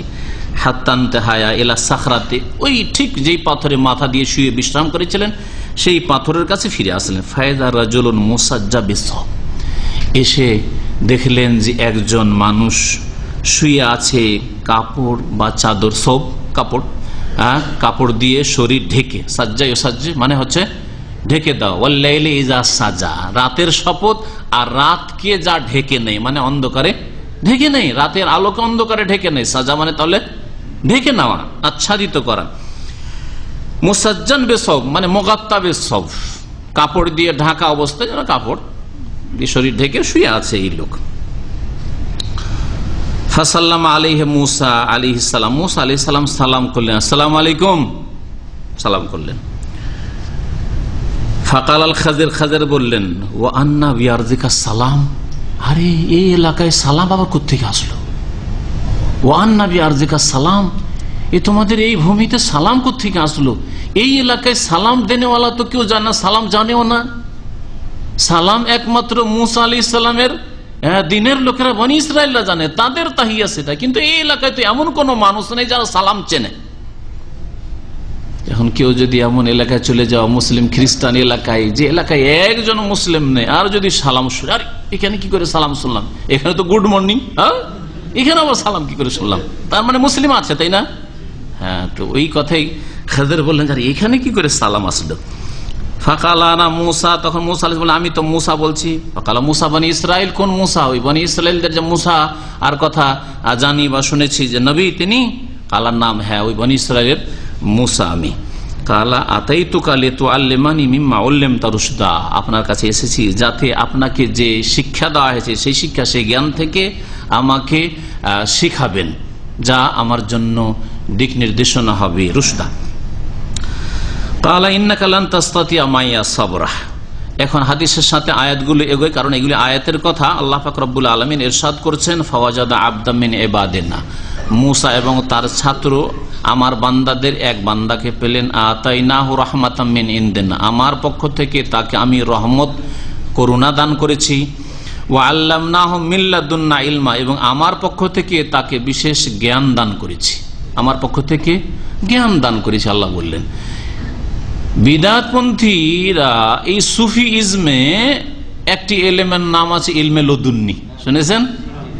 এই মৃত্যুকরা আবিষ্কার করে, অথচ নবী করিম সাল্লাল্লাহু আলাইহি ওয়াসাল্লাম কোনদিন ইলমে লদুন্নির কথা বলেননি। এই যে মিল্লাদুন্না মানে আমার পক্ষ থেকে, এর মানে ইলমে লদুন্নি নয়, এর মানে কি? মিল্লাদুন্না মানে মিন ইনদিনা, আমার পক্ষ থেকে। তো আল্লাহ বলছেন আমার পক্ষ থেকে তাকে ইলম দান করেছি। আর এই সুফিরা, এই পীরতন্ত্রে বিশ্বাসী বিদাতিরা, আর এরা সকলেই বিদাতি, এরা বলে যে আমাদের কাছে ইলমে লদুন্নি আছে, মানে তার জন্য কোরআনও লাগে না, হাদিসও লাগে না, কোরআন হাদিসও পাওয়া যায় না, ওইটা আল্লাহর পক্ষ থেকে ব্যাকডোর দিয়ে। বুঝতে পেরেছেন? ইলমে লদুন্নি। আর তার নামে হচ্ছে মারিফতি ইলম আর হাকিকত। ওইটা শরীয়ত না, মারিফত হাকিকত, সব ভণ্ডামি আর ভণ্ডামি।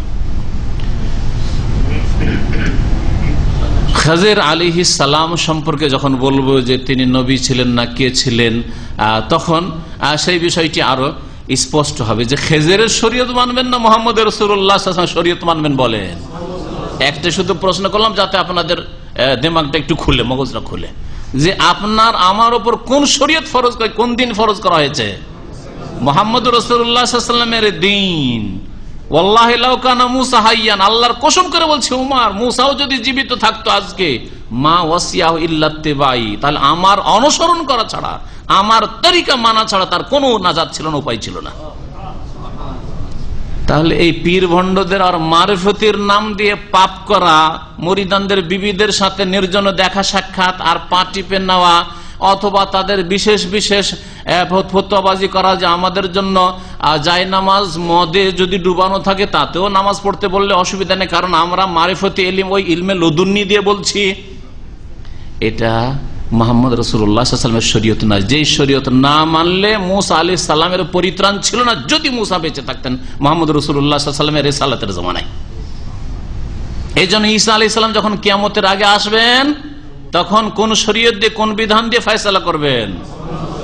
কোন নামাজ পড়ে, কোন ইবাদত করবেন? খ্রিস্টানদের মুহাম্মদ রাসূলুল্লাহ সাল্লাল্লাহু আলাইহি ওয়াসাল্লামের আনিত দিন কোরআন এবং হাদিস দিয়ে দেশ পরিচালনা করবেন, বিচার করবেন, নামাজ পড়বেন, না হলে নাজাত নেই। ভালো করে শুনে রাখেন। তাহলে এই পীর ভণ্ডদের নাজাত কি করে হইতে পারে যারা মারিফতি ইলমের দাবিদার?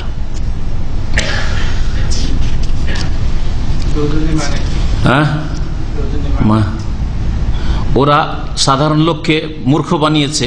লাদুন না মানে বললেন না মানে আমার, বা আমাদের, আর নি মানে আমার, আর না মানে আমাদের, আর লাদুন, লাদুন মানে হচ্ছে পক্ষ, যেমন ইন্দা, ইন্দা মানে পক্ষ থেকে, মেন এন্দে না আমার পক্ষ থেকে, হাজা মেন এন্দে না 10 রিয়াল আমার পক্ষ থেকে, বলছেন না হাজা মেন এন্দি, ওই রকমই হাজা মিল্লাদুন আমার পক্ষ থেকে। আল্লাহ বলছেন আমার পক্ষ থেকে তাকে ইলম দিয়েছিলাম, মানে বিশেষ ইলম দিয়েছিলাম যেটা মুসা আলাইহিস সালামের কাছে ছিল না। কালা লাহু মুসা, মুসা আলাইহিস সালাম তখন বললেন হাল আত্তাবিউকা আলা আন তুআল্লিমানি মিম্মা উল্লিমতা রুশদা। কালা, মুসা আলাইহিস সালাম যখন তলব করলেন যে আপনার কাছে কিছু শিখতে চাই, তখন মুসা আলাইহিস সালামকে খেজর বললেন ইন্নাকা লান তাসতাতিয়া মাইয়া সাবরা, নিঃসন্দেহে তুমি আমার সাথে ধৈর্য ধারণ করে থাকতে পারবে না। ওয়া কাইফা তাসবিরু আলা মা লাম তুহিত বিহি খুবরা, আর কেমন করে বা ধৈর্য ধরবেন আপনি এমন বিষয়গুলিতে যে সম্পর্কে আপনার কাছে কোনো খবরই নেই, কোনো হদিসই নাই, মানে এমন এমন কাজ করব যেটা বাহ্যিক উল্টো লাগবে, সুতরাং আপনি ধৈর্য ধরতে পারবেন না, স্বাভাবিক কথা। ওই সম্পর্কে আপনার জানা নেই, সুতরাং আপনার আপত্তিকর মনে হবে, অন্যায় মনে হবে। কালা সাতাজিদুনি ইনশাআল্লাহ সাবিরা, তারপরে মুসা আলাইহিস সালাম বলছে ছাড়া যাবে না, বললেন সাতাজিদুনি, নিশ্চয় আপনি আমাকে পাবেন আল্লাহ চাইলে ইনশাআল্লাহ সাবিরান, ধৈর্যশীল, ওয়ালা আসি লাকা আমরা, আপনার কোনো বিরুদ্ধাচরণ করব না, আপনার মনের উল্টো কিছু বলবো না, করবো না। কালা ফাইনি তাবাতানি, তখন খাজের বললেন যে যদি আমার সাথে লাগতেই হয়, যে আমার সঙ্গী হতেই চাও, আমার যদি অনুসরণ করো, যে আমার সাথে যাবে, তুমি শিখবে, ফালা তাসআলনি আন শাইইন হাত্তা উহদিসা লাকা মিনহু যিকরা, অতক্ষণ পর্যন্ত আমাকে কোনো কিছু জিজ্ঞাসা করবে না কোনো ব্যাপারে, যতক্ষণ পর্যন্ত আমি তোমার সামনে বা আমি আপনার সামনে আলোচনা নিজেই না করে দিই। আহাদাসা ইউহদিসা মানে নতুন করা, মানে বর্ণনা, আর জিকরা মানে তার আলোচনা আমি নিজে থেকে যতক্ষণ পেশ না করে দিব, কখনো জিজ্ঞাসা আমাকে করবেন না যে এটা কেন করলেন, এটা কেন হইল, এটার আবার ব্যাখ্যা কি, এর তাৎপর্য কি, আমাকে জিজ্ঞাসা করবেন না। ফান্তালাকা, তারপরে উভয়ে চলতে লাগলেন, মানে মুসা আলাইহিস সালাম আর খাজির। এখন যেহেতু আসল ঘটনা মুসা আর খাজির আলাইহিস সালামের, সেই জন্য এখন দুইজনের কথা দ্বিবচন আল্লাহ বলেছেন। ইউসা যে সঙ্গী ছিল তাকে দিয়ে 3 জন হয়, তার কথা আল্লাহ পাক উল্লেখ করেননি, কারণ ঘটনার বিষয়বস্তুর সাথে আর ইউসার খাদেমের কোনো সম্পর্ক নেই, সেজন্য এখানে আল্লাহ পাক তাকে অফ করে দিয়েছেন, তার কথা আর উল্লেখ করেননি। ফান্তালাকা হাত্তা ইযা রাকিবা ফিস সাফিনা, এসে উভয়ে একটা পানি জাহাজে চাপলেন, নৌকোয় চাপলেন। খারাকাহা, আর চেপেই সেটাকে খাজির আলাইহিস সালাম খুদযুক্ত করে দিলেন। খারাকা ইয়াখরিকু মানে ভেঙে দেওয়া, মানে কোন একটা কাঠ উঠিয়ে দিয়ে খানিকটা তাকে দোষযুক্ত করে দিলেন, ছিদ্র করে দিলেন বা ফুটো করে দিলেন। কালা আখারাক্তাহা, দেখে তো মনটা খারাপ হয়ে গেল, কি করলো রে, আমাদেরকে ডুবিয়ে মারবে। তারপরে লোকটার উপরে জুলুম হয়ে গেল, মালিকের উপরে জুলুম হয়ে গেল, এটা ভালো ভালো জাহাজ ছিল। কালা আখারাক্তাহা, আপনি এইভাবে আপনি এটাকে দোষযুক্ত করে দিলেন বা আপনি ফুটো করে দিলেন, লেতু করে আহলাহা, তাহলে কি এই পানি জাহাজের আরোহীদেরকে আপনি ডুবিয়ে মারবেন নাকি, আগরাকে ডুবিয়ে দাও, ডুবিয়ে দেবেন নাকি। লাকাদ জিতা শাইয়ান ইমরা, আপনি তো বড় অদ্ভুত কাজ করলেন। ইমরান মানে অদ্ভুত, ইমর, হ্যাঁ, আমর মানে নির্দেশ, ইমর মানে অদ্ভুত। লাকাদ জিতা শাইআন ইমরা, আপনি একটা অদ্ভুত কাজ করে ফেললেন। কালা আলামা কুল ইন্নাকা লান তাসতাতিয়া মা'আ সাবরা, আমি কি বলিনি যে হে মুসা আপনি আমার সাথে সবর করতে পারবেন, ধৈর্য ধরতে পারবেন না? আমি তো আগেই বলেছি। কালা লা তুআখিজ, মুসা আলাইহিস সালাম বুঝতে পারলেন আমি তো আগে ওয়াদা করেছি, কিন্তু খেয়াল ছুটে গেছি যে ওয়াদা করেছি কিছু বলবো না। বলছেন লা তুআখিজনি বিমা নাসিতু, যেটা ভুলে গেছি সেই ব্যাপারে আমাকে আপনি ধরিয়েন না, এটা আমি ভুলে গেছি, এই প্রথমবার আমি ভুলে গেছি, আসলে খেয়াল ছিল না যে আপনাকে এরকম বলেছি। ওয়ালা তুরহিকনি মিন আমরি উসরা, আর আমার কাজে আপনি আমার ওপর এত কড়াকড়ি করিয়েন না। আর হাকায়ুর হেকো মানে একেবারে খুব কড়াকড়ি করা, হ্যাঁ, কষ্ট দেওয়া, আর উসর মানে হচ্ছে কঠিন। তো দুটোর সমন্বয়ে আপনি আমার সাথে এত কড়াকড়ি করিয়েন না যে একবারই আমাকে আউট করে দিবেন, একবার একটু এতরাজ করাতে বা জিজ্ঞাসা করাতে না, একটু চান্স দেন। ফান্তালাকা, তারপরে দুইজনে চলতে লাগলেন। হাত্তা ইজা লাকিয়া গোলামান, রাস্তায় গিয়ে এক বালকের সাথে দেখা হইল, যেই বালক সম্পর্কে নবী করিম সাল্লাল্লাহু আলাইহি ওয়াসাল্লামের সহিহ বুখারী মুসলিম হাদিসে রয়েছে একটা অংশে যে তাকে আল্লাহ সৃষ্টি করেছিলেন অবাধ্য কাফির করে। ফাকাতালাহ, বালকটাকে ধরে সাথে সাথে খাজের হত্যা করে দিলেন। বড়ই অন্যায় কাজ। আগেরটা না হয় হালকা ব্যাপার ছিল, একটা জাহাজে একটু খুঁত করা ছিল, কিন্তু এইটা আবার কি কাজ হইল, তাই না? এটা এখন জেনে শুনে প্রতিবাদ করছেন, কারণ অন্যায়ের প্রতিবাদ করা ফরজ। আর এত বড় অন্যায়, শিরকের পরে, কুফরির পরে, নাস্তিকতার পরে যেই পাপ, সেটা হচ্ছে খুন করা পাপ। হ্যাঁ, আল্লাহ কঠোর শাস্তির জন্য 5টা শাস্তি রেখেছেন। আরে ডবল আর ট্রিপল বললেই তো মানুষ চমকে উঠে। আল্লাহ 5 শাস্তির কথা বলেছেন খুনিদের জন্য, যে অন্যায় ভাবে কোনো মানুষকে খুন করবে। কেমন কথা হইল? কালা কাতালতা নাফসান যাকিয়াতান বিগাইরি নাফস লাকাদ জিতা শাইয়ান নুকরা। আরে খাজির, আপনি করলেন কি? আকাতালতা নাফসান জাকিয়া, আপনি এমন এক নিরপরাধ পবিত্র প্রাণকে আপনি খুন করে দিলেন। নাফসান জাকিয়া, জাকিয়া শাব্দিক অর্থ হচ্ছে পবিত্র। পবিত্র যে নিরপরাধ সে পবিত্র, তার রক্ত পবিত্র, হ্যাঁ, তার গোশত পবিত্র, তার শরীর পবিত্র, আপনি তাকে কি করে খুন করলেন? আপনি আকাতালতা নাফসান জাকিয়া বিগাইরি নাফস, এমন এক নিরপরাধ ব্যক্তিকে আপনি খুন করে ফেললেন। বেগাইরে নাফসিন, অথচ কোন খুনের বদলাই নয় যে কেসাস করলেন, এই ব্যক্তি এই বালক কাউকে খুন করেছে, এমনও না, ছোট নাবালক ছেলে। লাকাদ জিতা শাইয়ান নুকরা, বড়ই অন্যায় কাজ করে ফেললেন। আগের বেলা বলেছিলেন যে অদ্ভুত কাজ করলেন, আর এবার বলছেন নুকরা। ইমরা বললেন না, কারণ এটা অদ্ভুত শুধু নয়, এটা বড়ই অন্যায় কাজ, মুনকার, মারুফ না, এটা বৈধ কাজ নয়, জায়েজ কাজ না। লাকাদ জিতা শাইয়ান নুকরা, এমন কাজ করে ফেললেন যেটা বড়ই অন্যায়। কালা আলাম আকুল্লাকা, তখন খাজির বললেন এর আগে তোমাকে বলিনি কি, আপনাকে বলিনি কি, ইন্নাকা লান তাসতাতিয়া মাইয়া সাবরা, আমার সাথে আপনি ধৈর্য ধরে থাকতে পারবেন না, বলেছিলাম তো। তখন এই শেষ সুযোগ নিচ্ছেন মুসা আলাইহিস সালাম, বলছেন যে কালা ইনসা আলতুকান শাইইন বাদাহা ফালা তুসাহিবনি, এরপরে যদি কোনো কিছু সম্পর্কে আমি কোনো আপত্তি করি তাহলে আমাকে সাথে নিয়েন না, সাথে রাখিয়েন না। ফালা তুসাহিবনি, আর আপনার সাথে যাব না, নিজে থেকে ওয়াদা করলাম। এরপরে যদি কোনো এতরাজ করে দিই আর কোনো আমার অভিযোগ থাকে তাহলে আপনি আমাকে ছেড়ে দিন, আর সাথে নেবেন না। কাদ বালাগতা মিন লাদুন্নি উযরা, আমার পক্ষ থেকে, এই যে লাদুন্নি আবার এখানে, এটাও কি ইলমে লাদুন্নি নাকি বিদাতীদের সুফির পীরদের? কাদ বালাগতা মিন লাদুন্নি কে বলছেন এখানে? এখানে আল্লাহ বলছেন না, মুসা আলাইহিস সালাম বলছেন কাদ বালাগতা, হে খেজের তুমি পৌঁছে গিয়েছো, আপনি পৌঁছে গেছেন আমার পক্ষ থেকে উযরান, এক ওজরে, মানে আপনি অজুহাত পেয়ে যাবেন। এরপরে যদি এতরাজ করি, কোনো প্রশ্ন করি, তাহলে আপনি অজুহাত পেয়ে গেছেন, ন্যায্য অজুহাত, আমাকে আর রাখবেন না সাথে। ফান্তালাকা, তারপরে উভয়ে চলতে লাগলেন। হাত্তা ইজা আতায়া আহলা কারিয়াত নিস্তাতআমা আহলাহা, এমন এক জনপদে বা জনপদের অধিবাসীদের কাছে আসলেন। কারিয়া জনপদ, আর আহল জনপদের অধিবাসী। জনপদের অধিবাসীদের কাছে, গ্রামবাসীদের কাছে আসলেন দুইজনে। ইস্তাতআমা আহলাহা, আর খুব খিদাও লেগেছিল, দুইজনকেই খিদে লেগেছে। ইস্তাতআমা আহলাহা, দুইজনেই সেই জনপদের লোকদের কাছে, গ্রামবাসীদের কাছে খাদ্য তলব করলেন। তামুন মানে খাবার, আর ইস্তাতআমা বাবে ইস্তেফাল মানে খাদ্য চাওয়া। যেমন গাফারা একফেরো মানে মার্জনা গুফরান, আর ইস্তেগফারা মানে মার্জনা কামনা করা।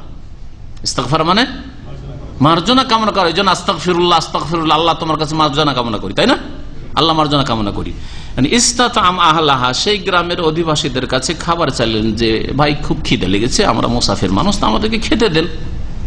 আর প্রাচীন যুগ থেকে এই ভালো নীতিমালা চলে আসছে যে কোনো বাইরের লোক যদি আসে, যার বাড়ি ঘর নাই, তাহলে সে মেহমান, এলাকার লোকের মেহমান, সুতরাং তাকে খাওয়াইতে হবে। নবী করিম সাল্লাল্লাহু আলাইহি ওয়াসাল্লাম বলেছেন যে 3 দিন খাওয়াইতে হবে কমপক্ষে, 3 দিন খাওয়াইতে হবে কমপক্ষে। নবী করিম সাল্লাল্লাহু আলাইহি ওয়াসাল্লাম এই শরীয়তে সে বহাল রেখেছেন।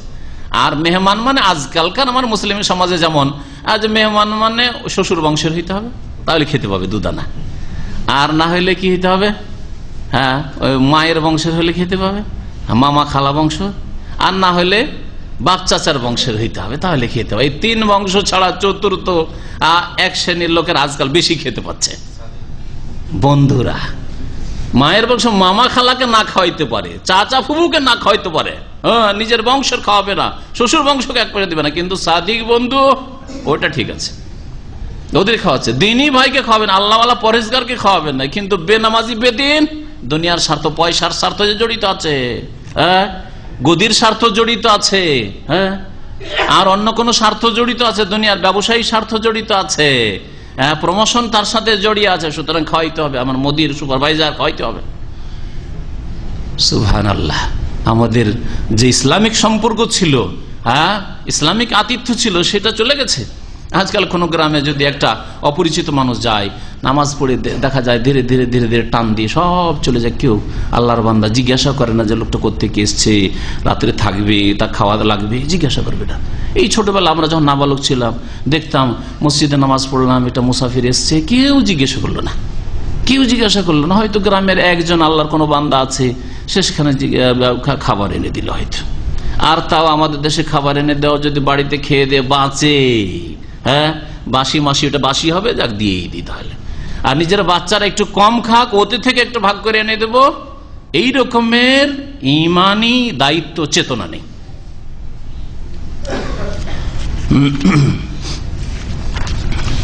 কি বলছিলাম, যে খাবার চাইলেন কে? মুসা এবং খাজির আলাইহিস সালাম। এখান থেকে একটা শিক্ষণীয় বিষয়, যে খাজির আলাইহিস সালামেরও খাবারের প্রয়োজন হয়েছে না? ইস্তাতামা, দুইজনেই খাবার চাইলেন, দ্বিবচন, দুইজনে খাবার চাইলেন। আর এক শ্রেণীর ফকির দরবেশ পীরেরা জিকির খেয়ে বাঁচে, এই পাগলারা জিকির খেয়ে বাঁচে। পড়েছেন জিকির খাওয়ার কথা? জিকির খেয়ে বাঁচে। 5 দিন 7 দিন গিয়ে কিসের জমিতে? হ্যাঁ গাছের লটকা, ওটা তো আছে। আর এমনি জঙ্গলের মধ্যে নামাজ পড়তে পড়তে একটা চিৎকার দিয়ে বেরিয়ে দৌড় দিল মসজিদ থেকে, আর গিয়ে জঙ্গলে, কুষারের জঙ্গলে, আখের জঙ্গলে, আর না হলে আর কোন জঙ্গলে, ঘন জঙ্গলে এমন ঢুকে গেছে যে কোন রকম বের করতে পারে না। 5 দিন পরে বের হইলো, সব জিকির খাই বেঁচে আছে। হ্যাঁ জানছেন আপনারা, এই ডিস্ট্রিক্টের লোক বলছে, হ্যাঁ ওজানি সাহেব, এগুলি হইল সব ওলি, এগুলো ওলি। হ্যাঁ ওলি, কিন্তু আল্লাহর ওলি না আর কারো ওলি, এটা চিন্তা করতে হবে। এটা সহি আকীদা, কোরআন হাদিস দিয়ে জানতে হবে। আশরায়ে মুবাশশারার কি ওইরকম করেছেন? নামাজ পড়তে পড়তে চিৎকার করে ডাক দিলেন একবার, আর যে জমিতে ঢুকে গেলেন, আর গিয়ে কয়েকদিন ধরে আর খাওয়া দাওয়া নেই, কিচ্ছু নেই, জিকির খাচ্ছে। আচ্ছা, এটা ইসলামে? শয়তান এদেরকে নিয়ে খেলা করেছে, জিন এদেরকে নিয়ে খেলা করেছে, শরীয়ত থেকে বের করে দিয়ে, কোরআন এবং হাদিস থেকে এদেরকে বের করে দিয়েছে। আবার এরা হক্কানি এমন নাই যে আবার পীরের 2টো ভাগ আছে কিছু আলেমদের কাছে আমাদের দেশে, হক্কানি পীর আর ভণ্ড পীর। এরা ভণ্ড না, এদেরকে হক্কানি মনে করা হচ্ছে। 1 নম্বর হক্কানি, 2 নম্বর হক্কানি। 1 নম্বর হক্কানি চরমনাই, আর 2 নম্বর হক্কানি হচ্ছে সারসিনা। এগুলো হলো হক্কানি। আর হক্কানিদের এই দুরবস্থা, জি আল্লাহ হেফাজত করে, আল্লাহ আমাদের জাতিকে বুঝার তৌফিক দান করে। আর এগুলির কারণে যে বালা মুসিবত আসছে মনে হয় না, এগুলি অপরাধ মনে হয় না। হ্যাঁ যতগুলি বালা মুসিবত বিপদ আর আযাব, রাজনৈতিক আযাব হোক আর এই সমুদ্রের আযাব হোক, সবগুলির কারণ হচ্ছে হবে মা কাসাবাত আইদিকুম। সবচেয়ে বড় অপরাধ এই শিরক কুফরি।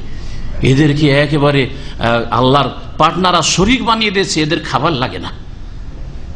খেজর কি এই চরিত্রে ছিলেন? ইস্তাতআমা আহলাহা, এখানকার অধিবাসীদের কাছে দুইজনে খাবার তলব করলে ফাআবাউ আন ইউদাইয়িফুহুমা, দুইজনকে খাবার দিতে, দুইজনের আতিথ্য করতে তারা অস্বীকার করলো। দুইজন বলা হয়েছে। যদি এইরকম হতে যে খাজরের খাবার লাগে না, কারণ এই তো ওলিউল্লাহ, আর মুসা আলাইহিস সালামের খাবার লাগে, তাহলে বলা হইতো কোরআনে ফাআবাউ আন ইউদাইয়িফুহু, কি কথা বলা হইতো, হ্যাঁ, ইউদাইয়িফুহুমা। ফাওয়াজাদা ফিহা জিদারান, গ্রাম থেকে চলে যায় নিরাশি, এরা তো খেতে দিল না। গ্রামের এক কিনারায় গিয়ে দেখে একটা ঘর আছে, তার দেয়াল ভেঙে পড়ছে। ফাওয়াজাদা ফিহা জিদা, ওই গ্রামে একটা ঘরের দেয়াল পেলেন তারা।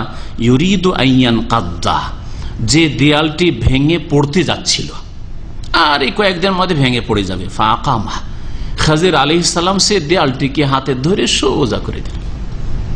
মাকা হয়ে গেছিল, সোজা করে দিল দেয়ালটিকে। মুসা আলাইহিস সালাম খিদাও লেগেছে, একটা পরামর্শ দিলেন, এটা আর না, আপত্তি না, ভাবলেন এটা পরামর্শই শুধু দিলাম, হ্যাঁ, সাজেশন দিলাম। লাউ শাইতা আলাইহি হাজরা, আপনি যদি চাইতেন তাহলে এদের কাছে এর পারিশ্রমিক নিয়ে নিতেন।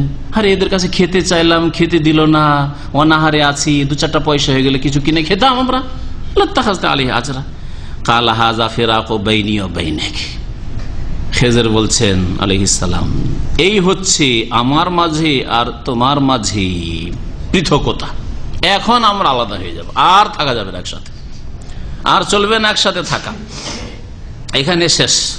সাউনাব্বিউকা বিতাউইলি মা লাম তাসতাতি আলাইহি সাবরা, এখন হে মুসা আপনাকে বলে দেব বিতাউইল, ওই সব ব্যাখ্যা, মা লাম তাসতাতি আলাইহি সাবরা, যার উপর আপনি ধৈর্য ধারণ করতে পারছিলেন না, এতক্ষণ অধৈর্য হয়ে যাচ্ছিলেন, আপত্তিকর মনে হচ্ছিল, অন্যায় মনে হচ্ছিল, হ্যাঁ, এইগুলি রহস্য কি আর এগুলির ব্যাখ্যা কি তা আপনাকে এখন আমি জানিয়ে দেব। আম্মা সাফিনাতু ফাকানাত লিমাসাকিন, যে প্রথম পানি জাহাজটি ছিল বা নৌকোটি ছিল, সেটা কয়েকজন দরিদ্র মিসকিনের ছিল। ইয়ামালুনা ফিল বাহার, তারা সমুদ্রে কাজ করত, সমুদ্রে তারা রুজি রোজগার করত, মানে সমুদ্রে এই নৌকা বেয়েই তাদের রুজি রোজগার হইত। ফারাদান আইবাহা, আমি চাইলাম যে সেটাকে দোষযুক্ত করে দিই, আইব, আইব থেকে, আইব মানে দোষ, দোষযুক্ত করে দিই, ত্রুটিযুক্ত করে দিই। কেন? ওয়াকানা ওয়ারাআহুম মালিক, এদের পেছনে, মানে এরা সামনে যে নৌকো নিয়ে যাচ্ছে যে দেশের দিকে, ওখানে মালিক, একজন রাজা আছে, শাসক আছে।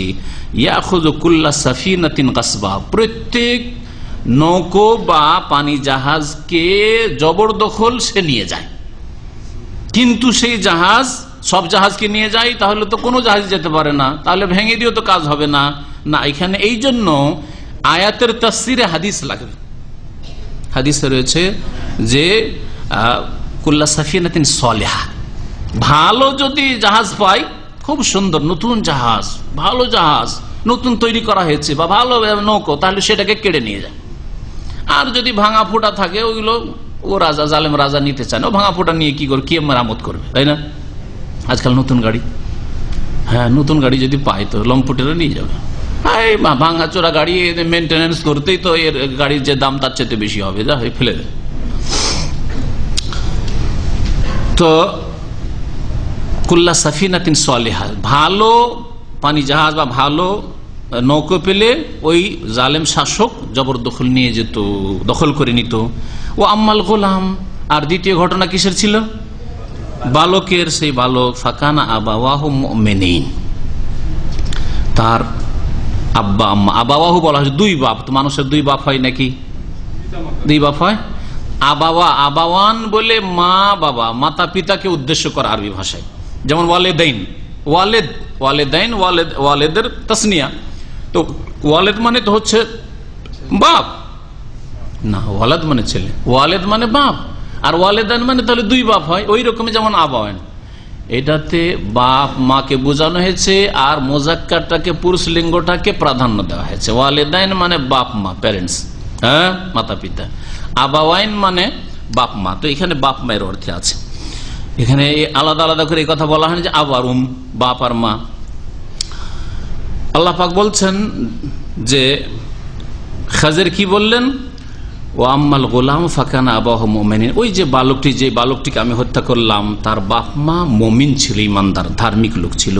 ফাখাশিনা আইয়ুরহিকাহুমা তুগয়ানা ওয়া কুফরা, আমার আশঙ্কা হইল যে এই অবাঞ্ছিত বালক যে বড় হলে বড়ই খারাপ চরিত্রের হবে, আমার আশঙ্কা হইল যে আইয়ুরহিকাহুমা, এই বালককে বাপ মাকে কষ্ট দেবে, হোমা মানে ওই বাপ মাকে কষ্ট দেবে। আর ইরহাক মানে কষ্ট দেওয়া, এই জন্য ক্লান্তিকে খুব টাইট হয়ে গেছেন, ক্লান্ত হয়ে গেছেন, এটাকে ইরহাক বলা হয়, আজকালকার আরবি ভাষায় ব্যবহার করছে এরা। আইয়ুরহিকাহুমা, ওকে কষ্ট দেবে, তুগয়ানান সে সীমা লঙ্ঘন করে, ওয়া কুফরা আর কুফরি করে। কোন ছেলে বাপ মাকে কষ্ট দেয়? যেই ছেলে হয় কাফের, নাস্তিক, মুশরিক, পাপিষ্ট, বেদিন, বেনামাজি, এইরকম চরিত্র, খারাপ চরিত্রের লোক, ইবাদত বন্দেগী ঠিকভাবে করেন না, সেই ছেলে কষ্ট দেয় বাপ মাকে। আর কোন ছেলে কষ্ট দেয়? যে হচ্ছে সীমা লঙ্ঘনকারী, বাড়াবাড়ি করে। তাহলে এই দুটো খারাপ চরিত্র যদি কারো মধ্যে থাকে তো পুরোপুরি বাপ মাকে কষ্ট দেবে। কুফরি নাই, হয়তো মুসলিম, হ্যাঁ, আর নামাজ পড়ে, 5 ওয়াক্ত নামাজ পড়ে, কিন্তু তার মধ্যে বাড়াবাড়ি, সীমা লঙ্ঘন করে, সেই জন্য বাড়াবাড়ি করে স্ত্রীর পক্ষ নিয়ে নেয়, হ্যাঁ, বাপ মাকে কষ্ট দেয়। বিবাহ হওয়া পর্যন্ত কোনোদিন বাপ মাকে কষ্ট দেয়নি। হ্যাঁ, ছোট অবস্থায় কত যে বাপ মাকে আদর করেছে, আর বাপ মার কোলে থেকেছে, আর বাপ মায়ের পাশে শুইতে কত যে মানে উদ্গ্রীব, বাপ মার পাশে বসে গল্প করতে, আর কতবার যে বাপ করেছে, আব্বু আব্বু করেছে। কিন্তু সাবালক শিয়ানা হইলে, শরীর একটু শক্তিশালী হইলে আবার চেহারা পাল্টিয়ে যায়। কেন? সীমা লঙ্ঘনকারী, তুগয়ান, তার মধ্যে তাগুত। তাহলে এইরকম চরিত্র যেন কোন ছেলে মেয়ের মধ্যে না হয়। যদি কুফরি থাকে তাহলে বাপ মার হক আদায় করবে না কখনো। যদি তুগয়ান থাকে, সীমা লঙ্ঘন থাকে, তাহলে কখনো বাপ মার হক আদায় হবে না, বরং জুলুম অত্যাচার করবে। বলছেন খাজির আলাইহিস সালাম, ফাআরাদনা আইয়ুবদিলাহুমা রাব্বুহুমা খায়রাম মিনহু যাক, আমি যে খুন করে দিলাম একে, তার মানে এই নয় যে আল্লাহ ওকে ভালো দেবেন, এর চাইতে ভালো আল্লাহ দেবেন। ফারাদনা, আমরা চাইলাম যে আইয়ুবদিলাহুমা রাব্বুহুমা, তাদের প্রতিপালক, মানে এই দুই বাপ মায়ের প্রতিপালক যে মুমিন, এদের প্রতিপালক তাদেরকে এর চাইতে ভালো সন্তান দেবেন, খায়রাম মিনহু যাকাতান, পবিত্রতার দিক থেকে, ওয়া আকরাব রহমা, আর দয়াবান হওয়ার দিক থেকে অধিক যেন নিকটবর্তী হয়, সে দয়ার অধিক নিকটবর্তী যেন হয়। ও আম্মাল জিদার, পক্ষান্তরে ওই যে দেয়ালের ঘটনা, দেয়ালটাকে সোজা করে দিলাম আর কিছু নিলাম না, ফাকানা লে গোলামাইন ইয়াতীমাইন ফিল মদিনা, সেই দেয়ালটি ছিল দুটো ইয়াতিম বালকের, নাবালক ছেলে, এই গ্রামে আছে, ফিল মদিনা, এই শহরে। তাহলে যে বলা হয়েছে কারিয়া মানে শহর। ওয়াকানা তাহতাহু কানজুল লাহুমা, আর ওই দেয়ালের নিচে তাদের এই দুই বালকের, ইয়াতিম বালকের ধনভাণ্ডার রাখা ছিল। ওর বাপ রেখে গেছে, প্রাচীন যুগে এরকম করতো, বেশি টাকা পয়সা থাকলে, স্বর্ণ চাঁদি থাকলে মাটিতে পুঁতে দিয়ে চলে যেত।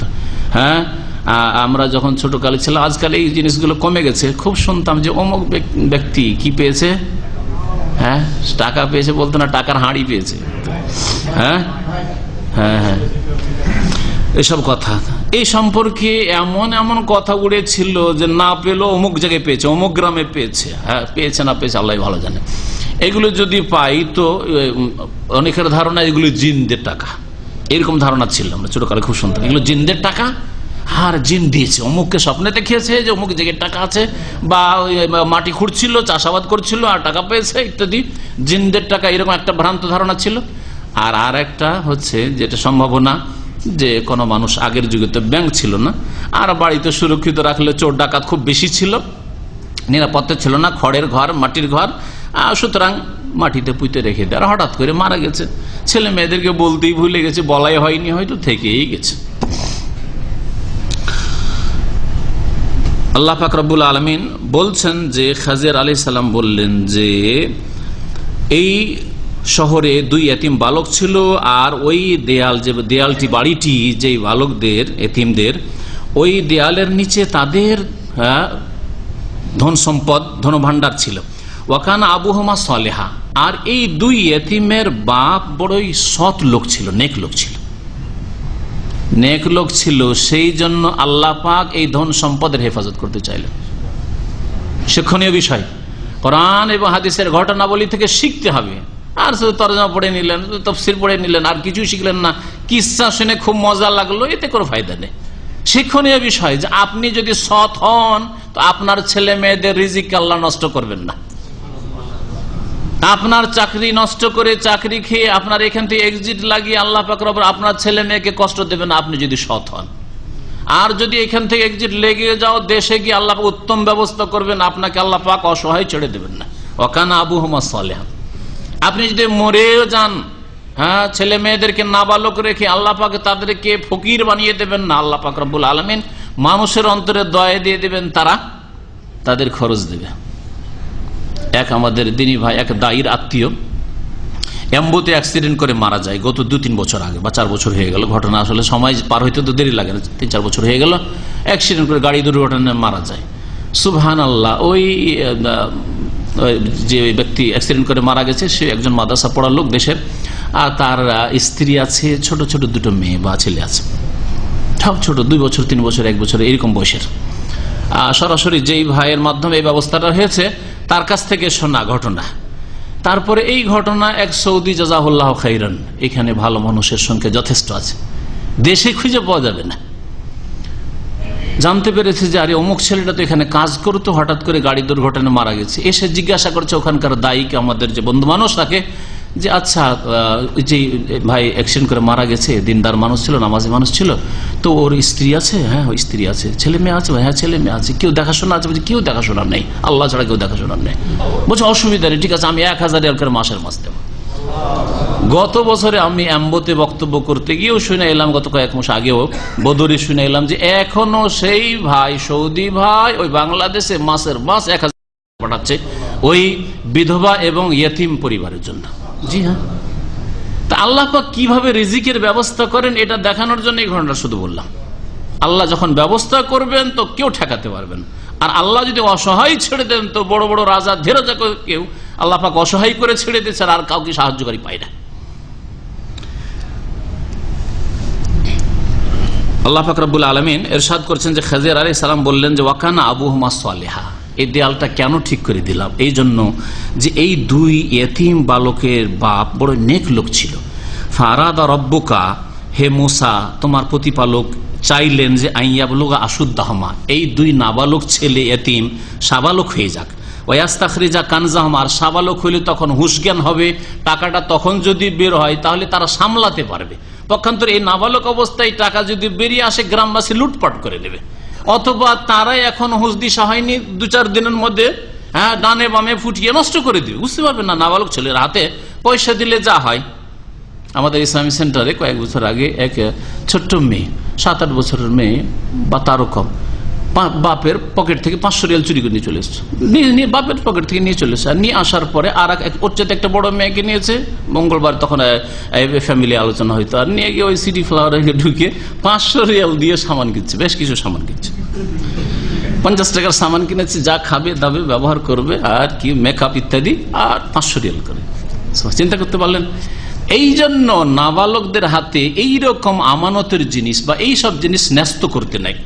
আজকাল যারা নাবালকদের হাতে মোবাইল দিয়ে দিচ্ছেন, ফ্যাশন মনে করছেন, আমার ছেলেটা 12 বছর বয়স হয়ে গেছে, 13 বছর হয়ে গেছে, মোবাইল দিব না, এটা কেমন কথা হয়? আমার মেয়েটা 12, 13, 14 বছর বয়স, স্কুলে যায় আর খালি হাতে যাবে, বাই চান্স যদি যোগাযোগের প্রয়োজন হয়, তাই 13 বছরের মেয়েকে দিয়েছেন মোবাইল।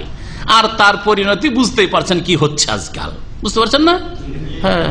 আর তারপরে বলছে আমার মেয়ে তো বেরিয়ে চলে গেছে, এখন কেন, তখন কেন জিজ্ঞাসা কেন মোবাইল দেওয়া জায়েজ হবে কি হবে না, ঠিক হবে কি হবে না?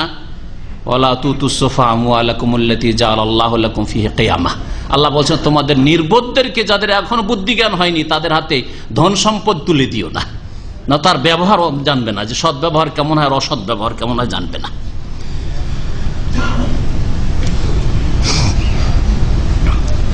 আল্লাহ পাক রব্বুল আলামিন ইরশাদ করেছেন যে খেজর আলাইহিস সালাম বলেন ফারাদা রাব্বুকা ইয়াবলুগা আশুদ্দাহমা, আল্লাহ পাক চাইলেন হে মুসা যে এরা বড় হয়ে যাক, ওয়াস্তাখরিজা কানজাহমা, তাদের ধন সম্পদ তারা বের করে নিক, রাহমাতাম মির রাব্বিক, এটা তোমার প্রতিপালকের পক্ষ থেকে বিশেষ রহমত, সেই জন্য আমি এই কাজটা করে দিলাম। আমা ফালতুহু আন আমরি, আর এটা আমি নিজের খেয়াল খুশি করিনি, আমার নিজের মন মর্জি করিনি, বরং আল্লাহ পাক রব্বুল আলামিন আমাকে নির্দেশ দিয়েছেন যে এই কাজগুলি করো।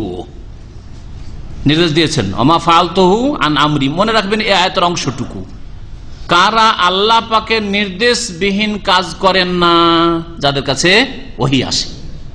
আর যার কাছে ওহী আসে তারা হচ্ছেন নবী। নাকি পীরেরাও বিনা হুকুমে কোনো কাজ করি না? হ্যাঁ, আমাকে আল্লাহর পক্ষ থেকে হুকুম হয়, এগুলি ভণ্ডামি না? কখনো না। আমাকে খেজর আলাইহিস সালামের মাধ্যমে হুকুম হয় তারপরে করি। এই শরীয়ত কোথায় তোমার আসলে যে খেজর আলাইহিস সালামের মাধ্যমে তোমার হুকুম হবে? কোরআন হাদিসে নাই, তাই তুমি করছো। ইসলামে না থাকলেও তোমার জন্য জায়েজ হয়ে গেল, এইরকম শরীয়ত তো নেই। সারা পৃথিবীর পূর্ব থেকে পশ্চিম পর্যন্ত কারো কাছে যদি মুহাম্মদুর রাসূলুল্লাহ সাল্লাল্লাহু আলাইহি ওয়াসাল্লাম নাম পৌঁছে যায়, আর যদি সুম্মা লা ইউমিনু বি, আর তারপর আমার প্রতি ঈমান না নিয়ে আসে, মুহাম্মদ রাসূলুল্লাহ বলছেন ইল্লা কানা মিন আসহাবিন নার, তাহলে সে জাহান্নামী হবে, জাহান্নামে যাবে। নবীর শরীয়ত মেনে চলতে হবে সাল্লাল্লাহু আলাইহি ওয়াসাল্লাম। খেজর আলাইহিস সালাম বললেন রাহমাতাম মির রাব্বিক, হে মুসা এটি তোমার রবের পক্ষ থেকে রহমত ছিল। মা ফাআলতু আন আমরি, এটা আমি নিজের পক্ষ থেকে করিনি, বরং আল্লাহর পক্ষ থেকে আল্লাহ পাক রব্বুল আলামিন জানিয়েছেন তাই করেছি। যালিকা তাউইলু মা লাম তাসতি আলাইহি সাবরা, এই হচ্ছে ব্যাখ্যা ওই সব বিষয়গুলির যে সম্পর্কে আপনি ধৈর্য ধরতে পারছিলেন না। মা লাম তাসতি আলাইহি সাবরা, ভাষাবিদরা বলেছেন যে এখানে মা লাম তাসতে বলেছেন। আর একটু আগে দেখেন আয়াত নম্বর, এটা হচ্ছে 82, আর আয়াত নম্বর 78 দেখেন হাযা ফিরাকু বাইনি ওয়া বাইনিক সাউনাব্বিউকা বিতাউইল মা লাম তাসতাতি আলাইহি সাবরা। তাসতাতি আলাইহি সাবরা, আর এখানে মা লাম তাসতি আলাইহি সাবরা, অথচ অর্থ একই, অর্থ একই। ইস্তাতা মানে সক্ষম হওয়া, মা লাম তাসতে আর মা লাম তাসতাতি, একটা তা ওখানে বাড়ানো রয়েছে। আসল সিগা হচ্ছে লাম তাসতাতি, ইস্তাতা ইস্তাতি ইস্তিতা, এটা হচ্ছে আসল সিগা। কিন্তু তা ইস্তিফালের তাটা কখনো কখনো উজ্জ করা জায়েজ রয়েছে আরবি ভাষা, আরবি গ্রামারে সারফে উজ্জ করা জায়েজ রয়েছে। এখানে শেষ আয়াতে 82 নম্বর আয়াতে মালাম তাস্তাতে ছিল, সেটাকে মালাম তাস্তে আল্লাহ উজ্জ করে তার এই বাণী নাজল করেছেন কোরআনে কারীমের, মালাম তাস্তে আলাইহি সাবরা। অর্থ একই, শব্দ একই, তাহলে এখানে তা উজ্জ করলেন, ওখানে কেন করলেন না? করলে দুই জায়গায় উজ্জ করতেন, না হয় কোনো জায়গায় করতেন না। কেউ যদি এতরাজ করে, এরও জবাব তাফসীরকাররা দিয়েছেন। তাহলে তাফসীরে অনেক কিছু জানার রয়েছে যেগুলি সাধারণ লোকদের জন্য হয়তো বলে হয়তো অনেকে বুঝবেন না, আর বুঝলেও হয়তো বেশি ফায়দাও হবে না। তারপরও এই বিষয়টিকে যখন তুলে ধরেছি তাহলে বলেই দিই রহস্য যে পার্থক্য কেন। মুসা আলাইহিস সালামকে যখন এই তিনটি ঘটনার ব্যাখ্যা বর্ণনা শুরু করলেন খাজির আলাইহিস সালাম, তখন মুসা আলাইহিস সালাম এখনো শোনেননি। বিষয়গুলি কিন্তু তার সামনে জটিল হয়ে আছে, জটিল হয়ে নাই, বড়ই ভারী আছে। আরে এরকম কাজ কেন করলো? জাহাজটাকে খারাপ করে দিল, নৌকাটাকে খারাপ করে দিল, এইদিকে এই ছেলেটাকে খুন করে দিল, এইদিকে আমরা না খেয়ে আছি, দুটো পয়সাও নিল না, ঠিক না? জটিল আছে বিষয়গুলি, ব্যাখ্যা কি, এরকম করলো কেন, রহস্য কি? তো যেমন বিষয়টা জটিল হয়ে আছে, তখন শব্দটা একটু ভারী আল্লাহ রেখেছেন, মালাম তাস্তাতি আলাইহি সাবরা। শব্দের বা বাক্যের বিষয়ের সাথে সম্পর্ক আছে। বিষয় জটিল হয়ে আছে, এখনো ব্যাখ্যা করা হয়নি, সেজন্য শব্দ একটু ভারী শব্দ আল্লাহ ব্যবহার করেছেন। আর যখন এই তিনটি ঘটনার ব্যাখ্যা করে দিলেন, করে দেওয়ার পরে বলছেন ওমা ফাআলতু আন আমরি, এই যে ঘটনাগুলি রহস্য শুনাইলাম, এগুলি আমি নিজের পক্ষ থেকে করিনি। যালিকা তাউইলু মা লাম তাসতি আলাইহি সাবরা, এই হচ্ছে ওই সব কথার ব্যাখ্যা যার ওপর হে মুসা আপনি সবুর করতে পারছিলেন না, ধৈর্য ধারণ করতে পারছিলেন না। এখানে এখন ব্যাপারগুলি ক্লিয়ার হয়ে গেছে, সহজ হয়ে গেছে। মুসা আলাইহিস সালামের জন্য এখন হালুয়া, ব্যাপার তো ঠিকই, তো তাহলে তো কথা ঠিকই। এই ছেলে সাবালক হইলে, সাবালক বাপকে অনেক পাপে লিপ্ত করতো। মানে একটা লোকের এটা ছেলে যদি ডাকাত হয়ে আসে, সন্ত্রাসী হয়ে আসে, তাহলে এই সন্ত্রাসী ডাকাতের জন্য, চোরের জন্য আসামি হয়ে কাঠগড়াই অনেক সময় জেল খেটে আসতে হয় বাপ মাকে, করছে না? বা গ্রামের লোকের কাছে কত রকমের অন্যায় কথা শুনতে হয়, মুসল্লি নামাজ দেখাইছ, ছেলেকে সামলাও, বলবে না? কত যে কষ্ট। তারপর নিজের বাড়িতে এসে বাপ মার উপর জুলম অত্যাচার করতে পারে। যখন ঘটনা ক্লিয়ার হয়ে গেল যে এই ছেলে দুনিয়াতে না থাকলেই ভালো, আল্লাহ এর চাইতে ভালো দিলেন, সহজ হয়ে গেছে। যখন সহজ হয়ে গেছে তখন গ্রামারের দিক থেকেও, ভাষার দিক থেকেও সহজ বাক্য আল্লাহ পাক নিয়েছেন, মা লাম তাসতি আলাইহি সাবরা। এটা হচ্ছে কোরআনে কারীমের অলংকার, একে বলা অলংকার বিদ্যা, বালাগাত। ইলমুল বালাগা। আয়াতে আমরা পৌঁছে গেছি ইনশাআল্লাহ তাআলা। তারপরে যুলকারনাইনের ঘটনা আসবে আগামী সপ্তাহে, আল্লাহ পাক সহিহ সালামত রাখলে শোনাবো। হাদিসটা শোনাবার সময়ও নেই, একেবারে শেষ হয়ে গেছে। সুতরাং আগামী সপ্তাহে মনে করিয়ে দিবেন বাকি হাদিসের অংশটা, তাতে বেশ কিছু অতিরিক্ত কথা আছে। আর তার সাথে সাথে খেজর আলাইহিস সালাম সম্পর্কে সঠিক ধারণা যেটা কোরআন সুন্নাহ মোতাবেক সেটা হওয়া উচিত। আর খেজর আলাইহিস সালাম বেঁচে আছেন না মারা গেছেন সেটাও জানা উচিত। আর এই বিষয়টা কেন গুরুত্বপূর্ণ, একজন মরলো না বাঁচলো, আছে না নেই, এটা কেন গুরুত্বপূর্ণ, এই বিষয়গুলি আমাদের জানা রয়েছে।